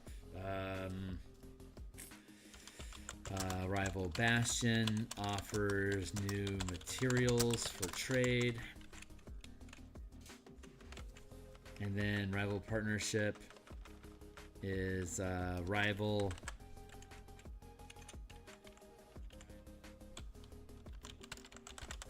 settlement offers new materials. Rival Bastion offers trade.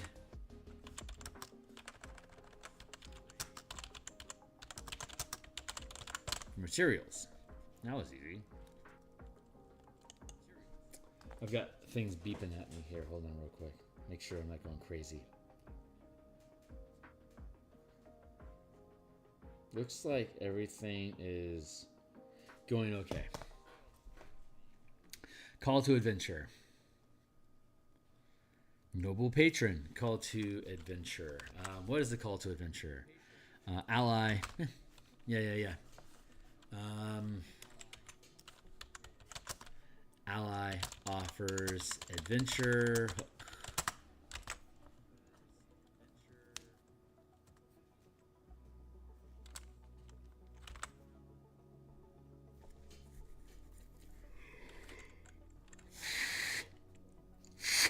Excuse me.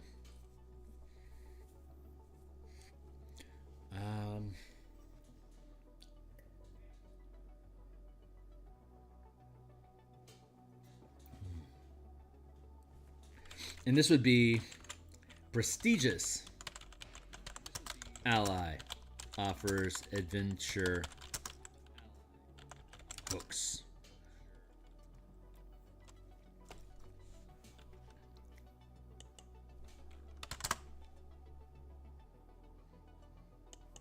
Offers patronage for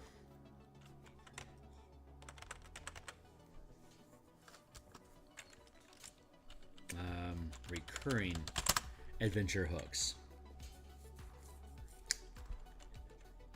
Oops, that should be under bastions. Let's click and clack. It's getting humid in here. I am not happy with that. Hold on real quick. I need to check my space here. Something just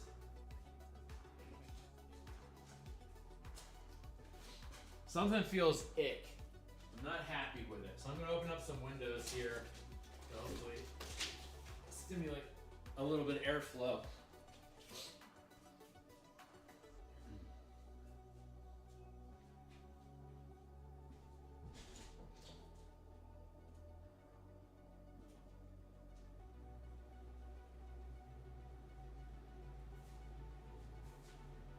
Almost ready.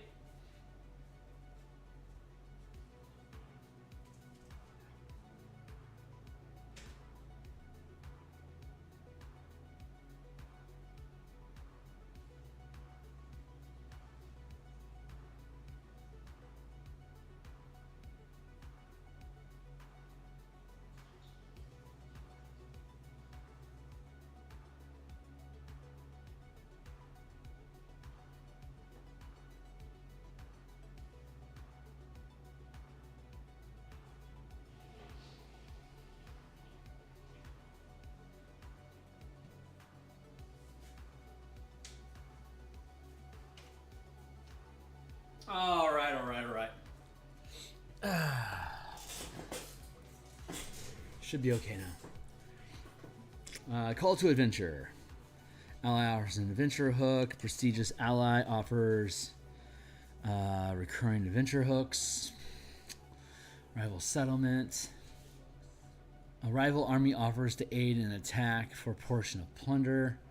Rival settlement offers new materials for trade.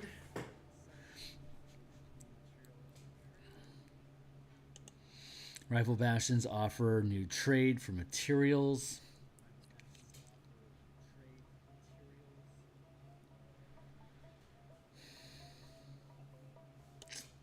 Ally offers adventure hooks. Prestigious ally offers recurring adventure hooks. What about let's see, noble patron. Let's see what number 11 was originally reading as. High renowned noble offers resources and adventure hooks. Extraordinary opportunity. Roll a bastion, die and gain that many temporary bastion points as a reward for taking a quest.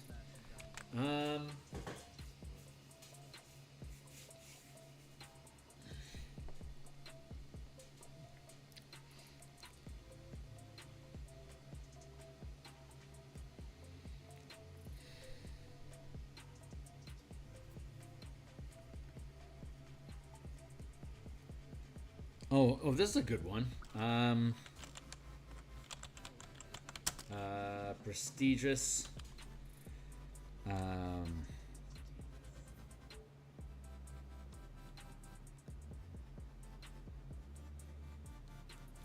Figure. Sure, why not? Prestigious figure establishes requests. Prestigious noble requests establishing a bastion in the settlement. That's a fun idea.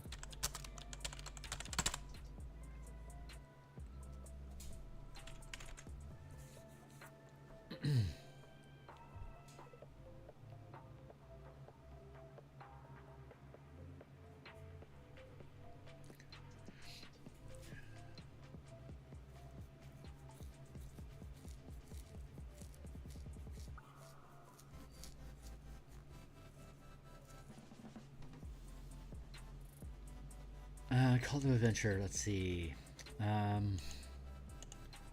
Jesus Christ, I'm still mucking over that. Let's finish Noble Patron so we can surround it and find the middle ground.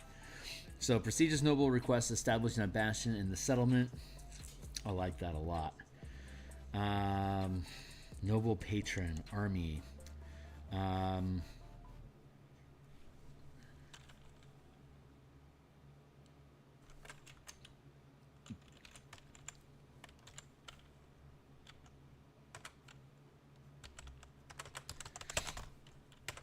Noble, prestigious, noble,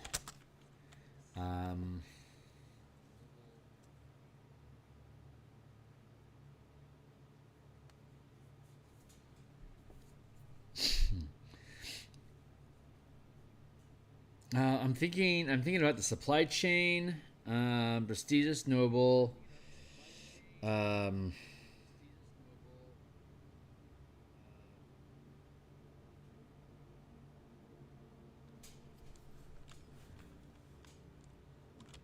voices support for the army's campaign. I don't know. That's kind of skinny, but whatever. Call to adventure. So voices support versus rival army offers to aid for a portion of the plunder.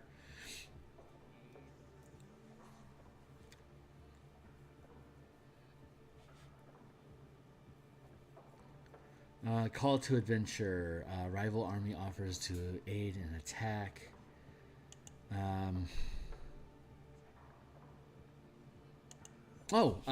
Opportunity arises. Opportunity arises to ambush rivals. There, easy enough.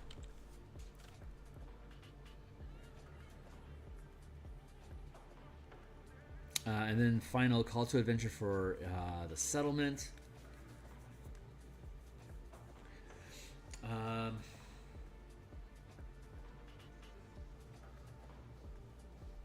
Ally offers an adventure hook. Opportunity arises to ambush rivals. Patron offers adventure hooks. Seeks to establish a bastion.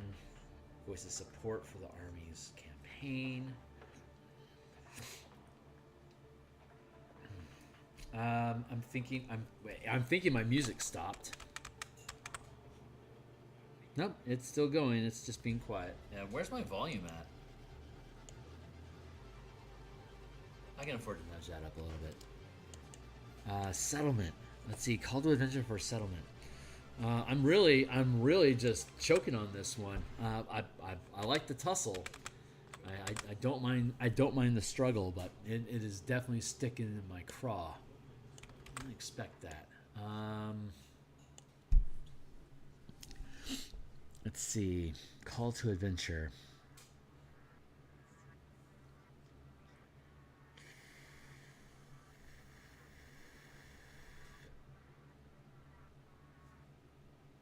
Ally offers an adventure hook. Offers recurring adventure hooks.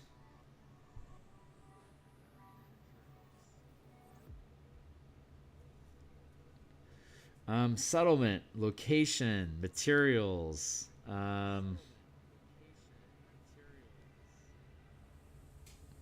Materials.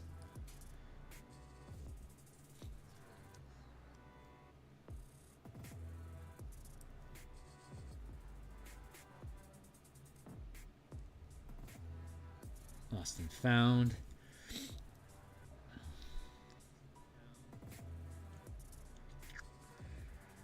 Settlement. What would be at the settlement level? Offers an adventuring hook. Like the Bastion level is kind of like the characters, while the army kind of floats off on its own, and the settlement's kind of its own thing.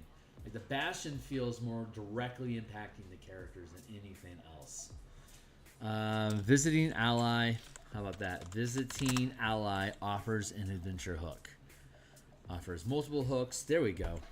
Visiting ally offers an adventure hook.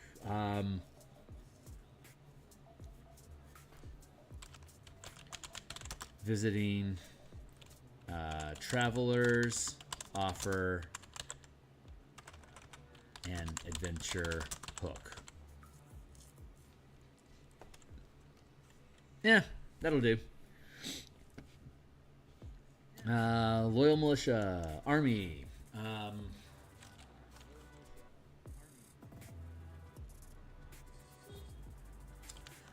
Forces offer Militia offers to aid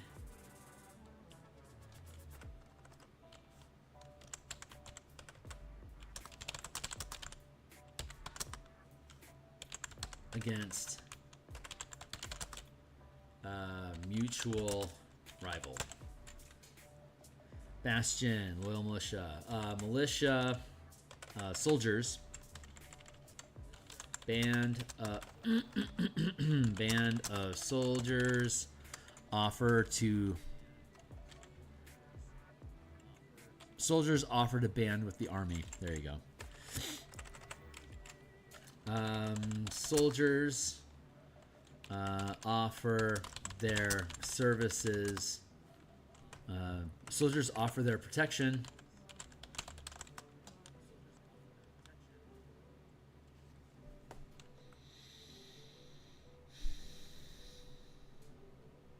This is leaning into good stuff.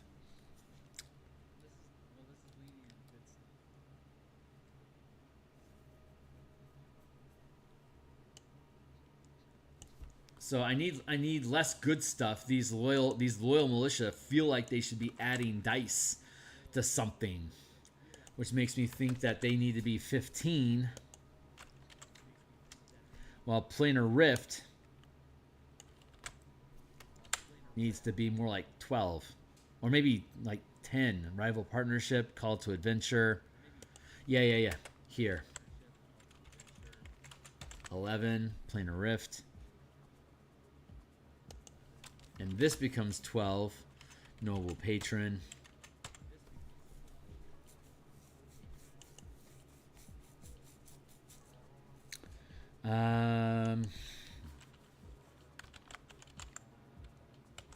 Portal opens within one of the facilities. Portal opens within the settlement borders. Can be researched to stabilize.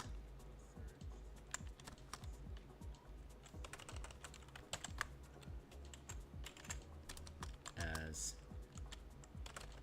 a facility.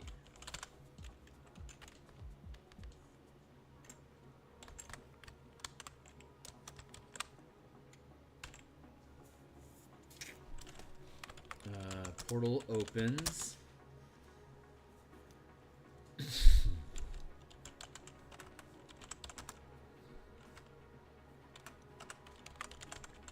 Scouts report a portal opening nearby.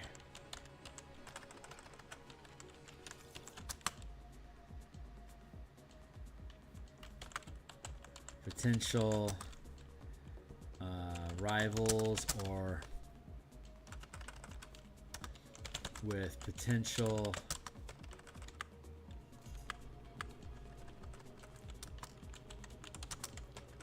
armies or monsters emerging.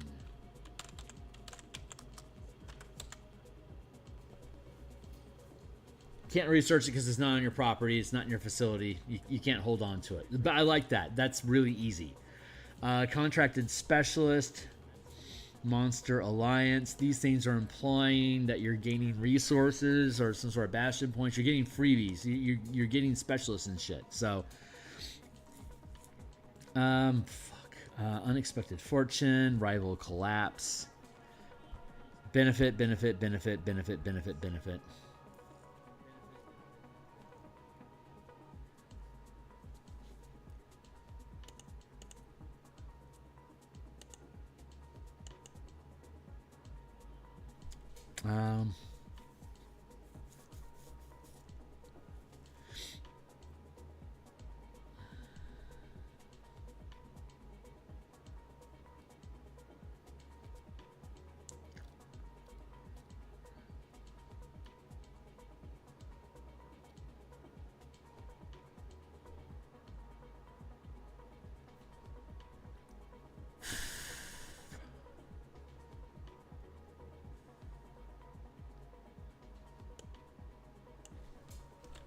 let's go with mercenaries.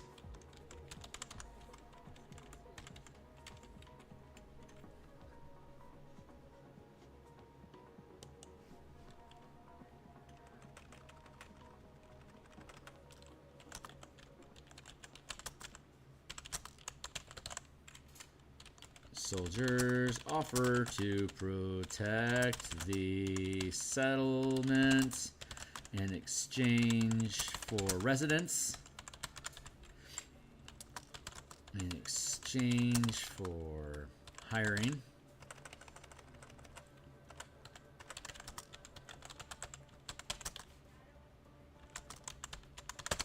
I like that. That's neutral. That's an interesting sort of neutral. Soldiers offer to band with the army against mutual rivals in exchange for improving a barrack. So it's going to cost you something to get something. Soldiers offer to protect the settlement in exchange for residence. That's fine as well. And then army, mercenaries.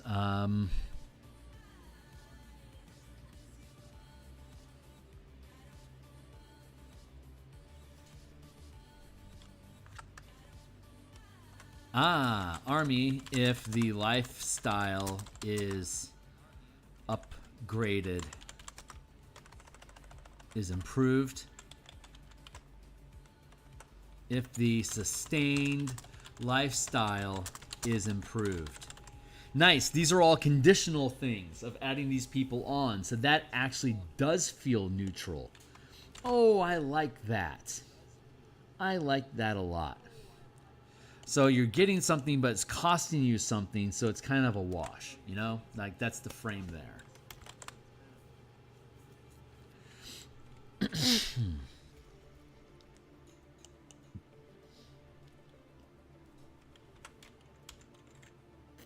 Yeah, we can keep up with these for a little bit. Nice.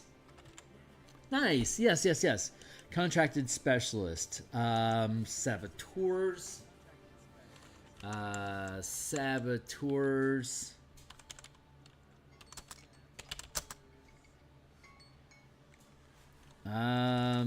How about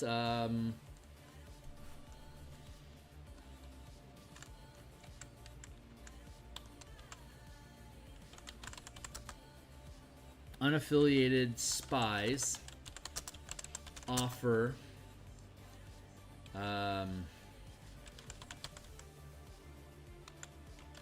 reconnaissance.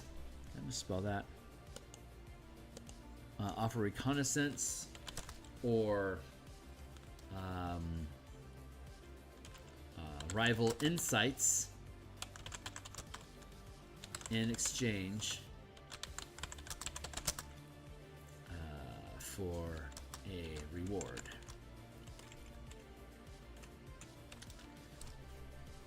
And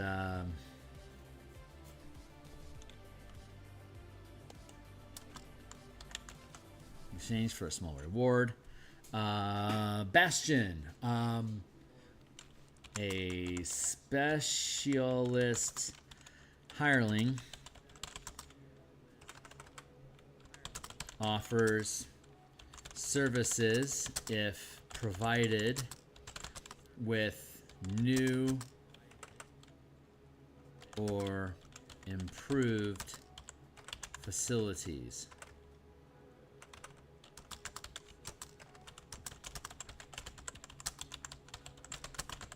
To work. And then settlement. Specialists offer to assist in harvesting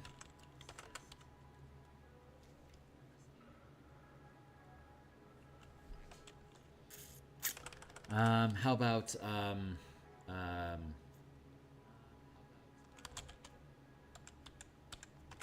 foreign merchants offer new trade agreement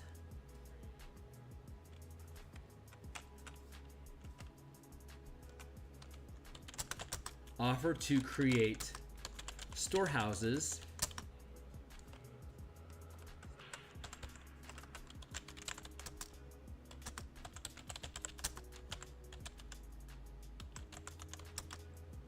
in exchange for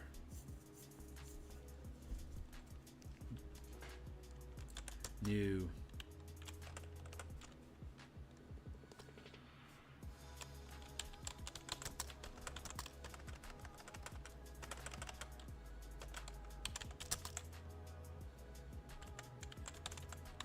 exchange for materials. There you go. Monster Alliance.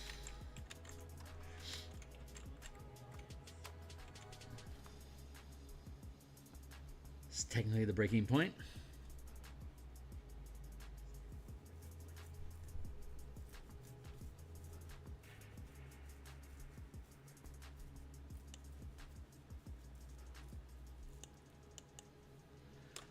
This is pretty transferable here.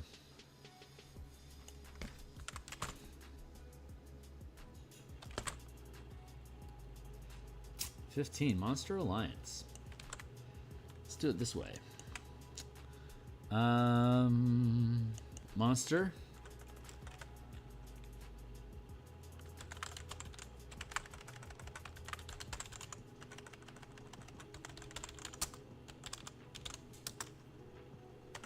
Offered to assist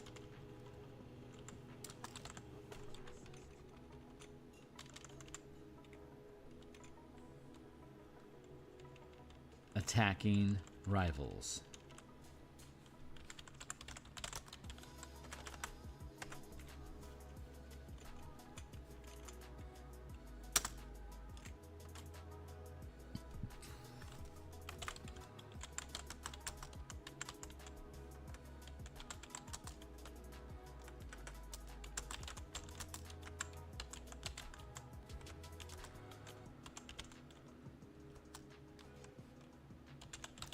While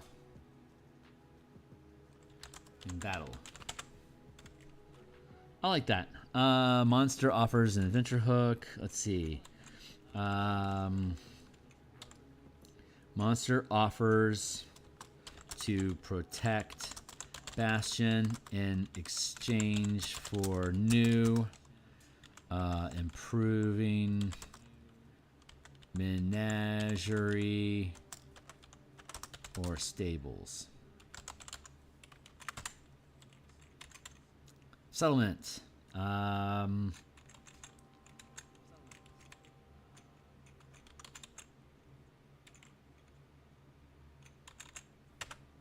Monsters. Offer to protect the settlement in exchange for residents.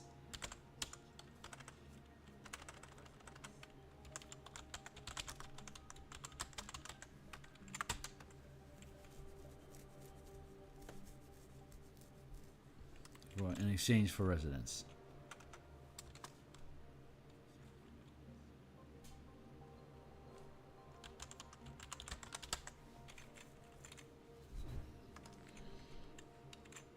Brilliant insight.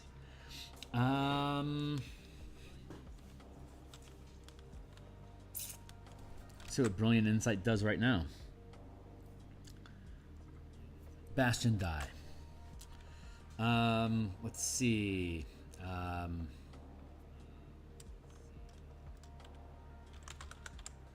Successful scouting, successful reconnaissance.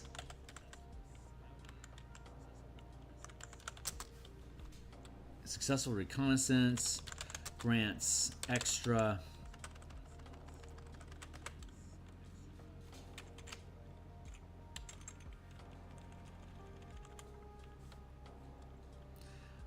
let's see, daring reconnaissance grants combat advantage, grants combat insight, grants insight over rivals, roll one additional Bastion die.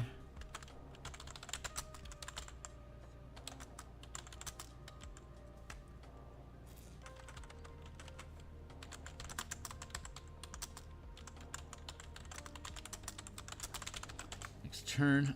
Daring. Let's see. How about unexpected reconnaissance?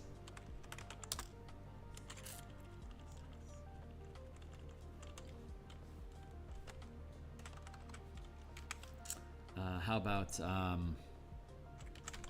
lucky scouting? Reveals rivals or resources to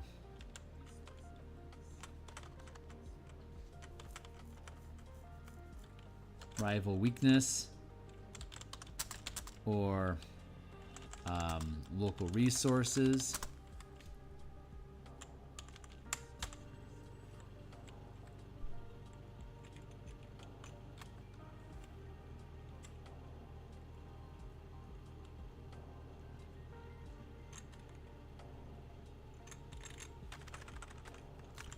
Scouting reveals rival weakness or local resources. Gain a bonus Bastion die next turn.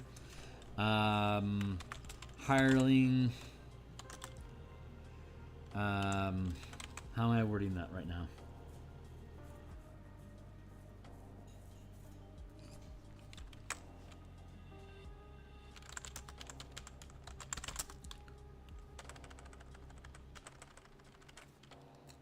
Hirelings have a burst of creativity. Hirelings explore new methods of production. No, not necessarily producing stuff. Innovate. Hirelings innovate new techniques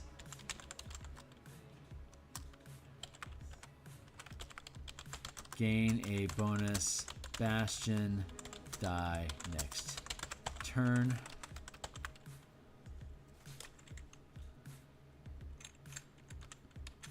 And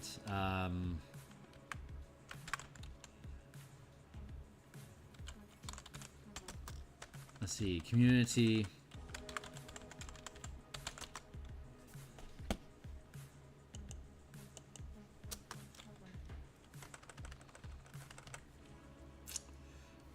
How do I want to do this? Let's see.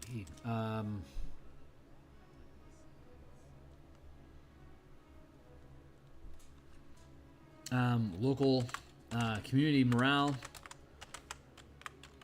Resident morale is holidays bolster resident morale, gain a bonus Bastion die this turn.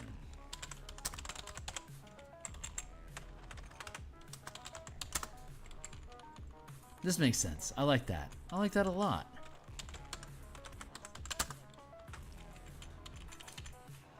Revelation 17 grants a free research order next turn. Revelation, let's see. Scouts discover gap in rival patrols. Gain a free research order this turn. Bastion, hirelings make an unexpected discovery.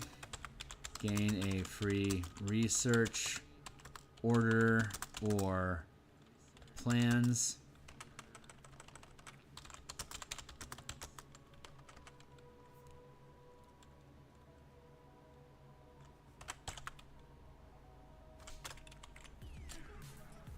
Let's see. Revelation 17. Secrets. Discovery grants free research order next turn or provides plans for one magic item. Revelation. Let's see.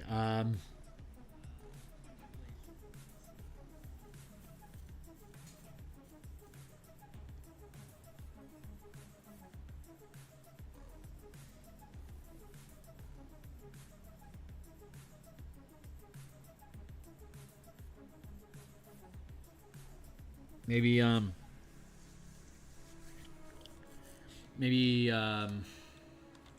buried treasure. No, buried treasure should be down down here. Buried treasure hoard. Discovered. Gain 1 die of Bastion points.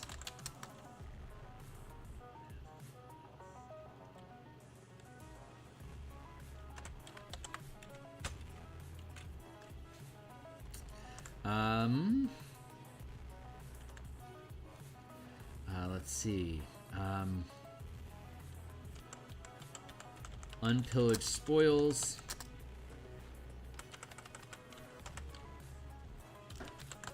Rivals. Abandon. Oh wait, unexpected fortune. Rival supply chain. Captured.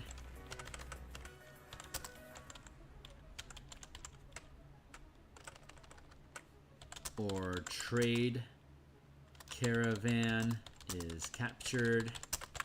Gain 1 die of Bastion points. And then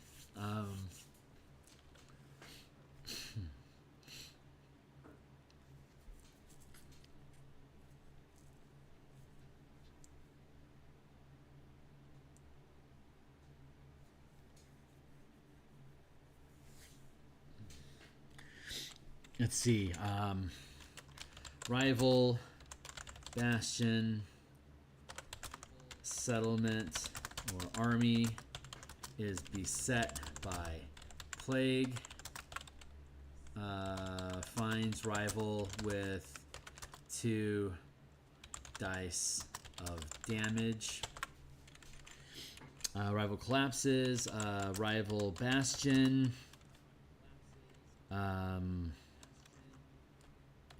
Bankrupts.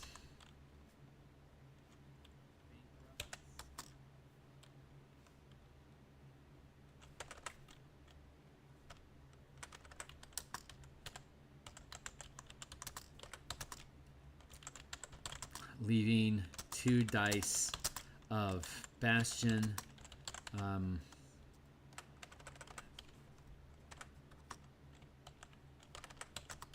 Offering you,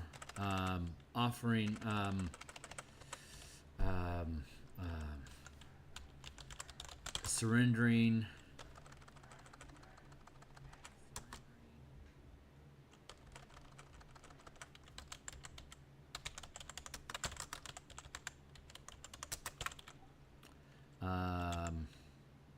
gain 2 dice of Bastion points.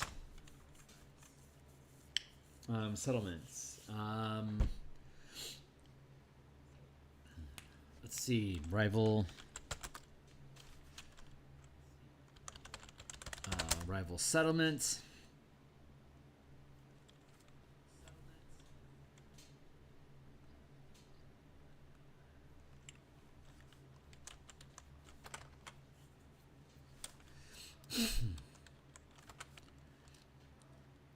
Rival settlements.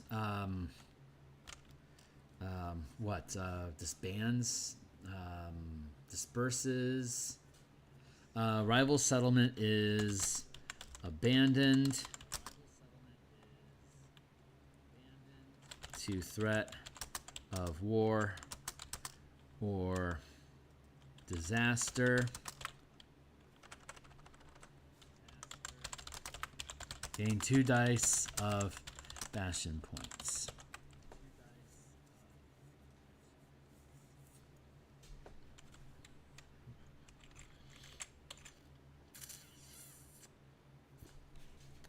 Oh wait, rival collapse. Let's see.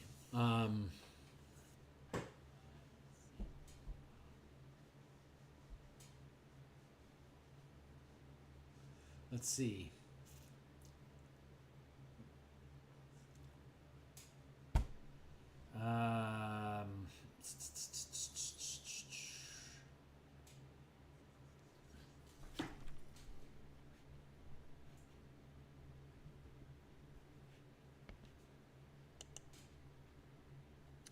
Rival settlement.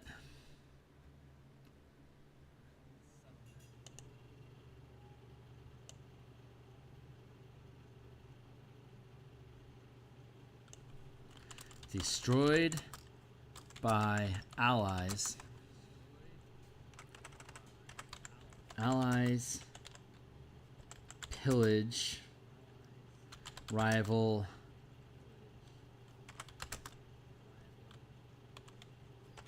spend treasure in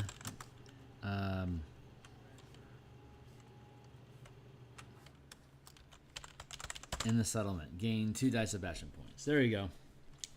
And this reinforces the idea of gold from dungeons dumped into communities improve the level of the community. So I like that idea as a natural 20. Unexpected fortune, Bastion, rival supply chain or trade caravan is captured. Buried treasure hoard discovered. Gain 1 Bastion, 1 die of Bastion points. Facility synergies.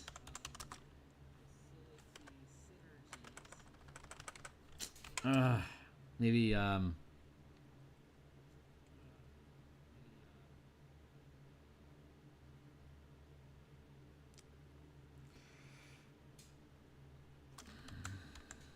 facility synergy. Hirelings discover synergy between facilities. Gain 1 die of Bastion points. Revelation. Scouts discover a gap in rival patrols. Gain a free research order this turn.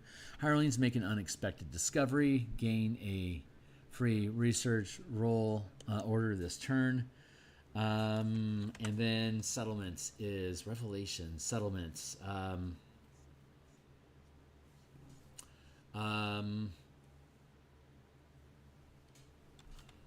New harvesting processes innovated.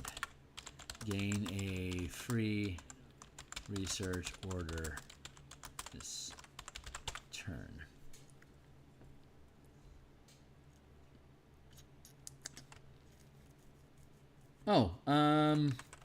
Instead of gain free research, let's see.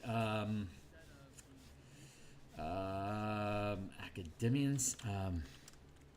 Academians.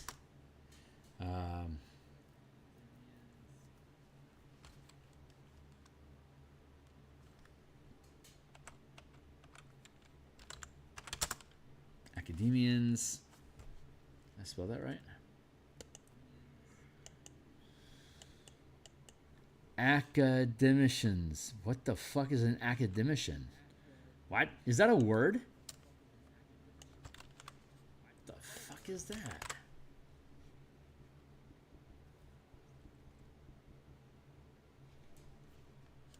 Huh.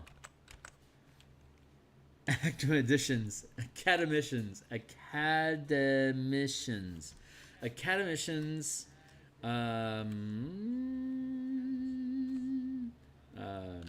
Create Bastion.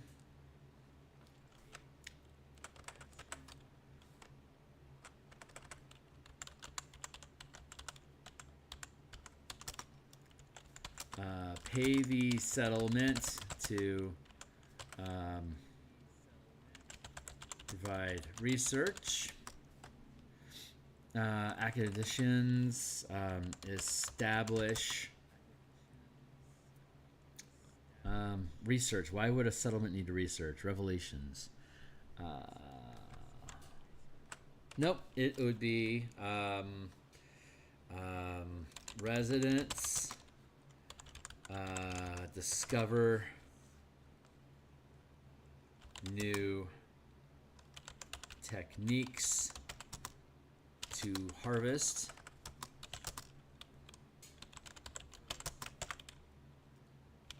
Gain a free harvest order this turn. Residents experiment with new techniques. There we go.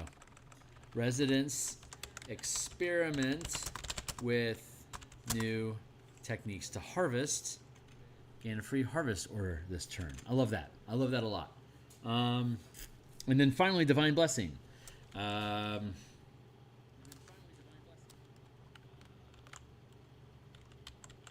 Divinity favors the heroics of the army. Roll an additional Bastion die on your next attack.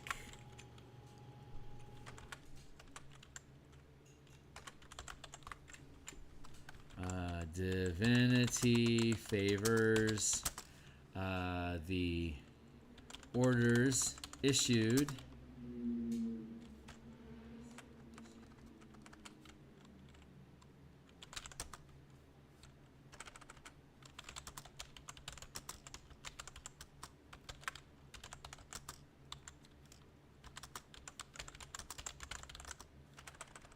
roll an additional Bastion die on an order this turn. Divinity favors the settlement. Roll an additional Bastion die on an order this turn. There we go. Yay, we did it. We fucking did it. Now we have a stack.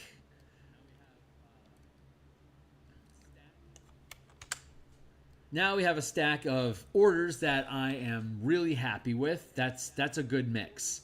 So we have this framework with a cascading opportunities arise to that's really horrible and gets better. So we can take that.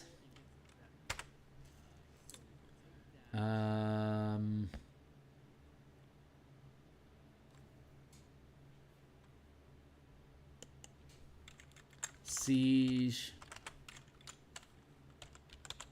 and sabotage. There we go. So now we have 20 things that can occur that either have negative, positive, or negative benefits, negative effects, positive benefits, or neutral but options to do things.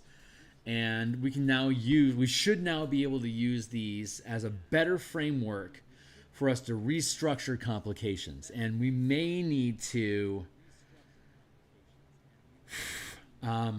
attack and defend. Well, attack and defend have their own complications unto themselves. So you don't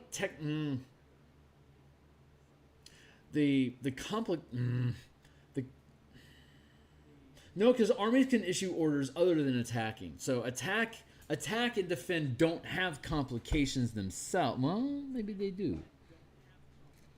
Maybe we can frame attacks and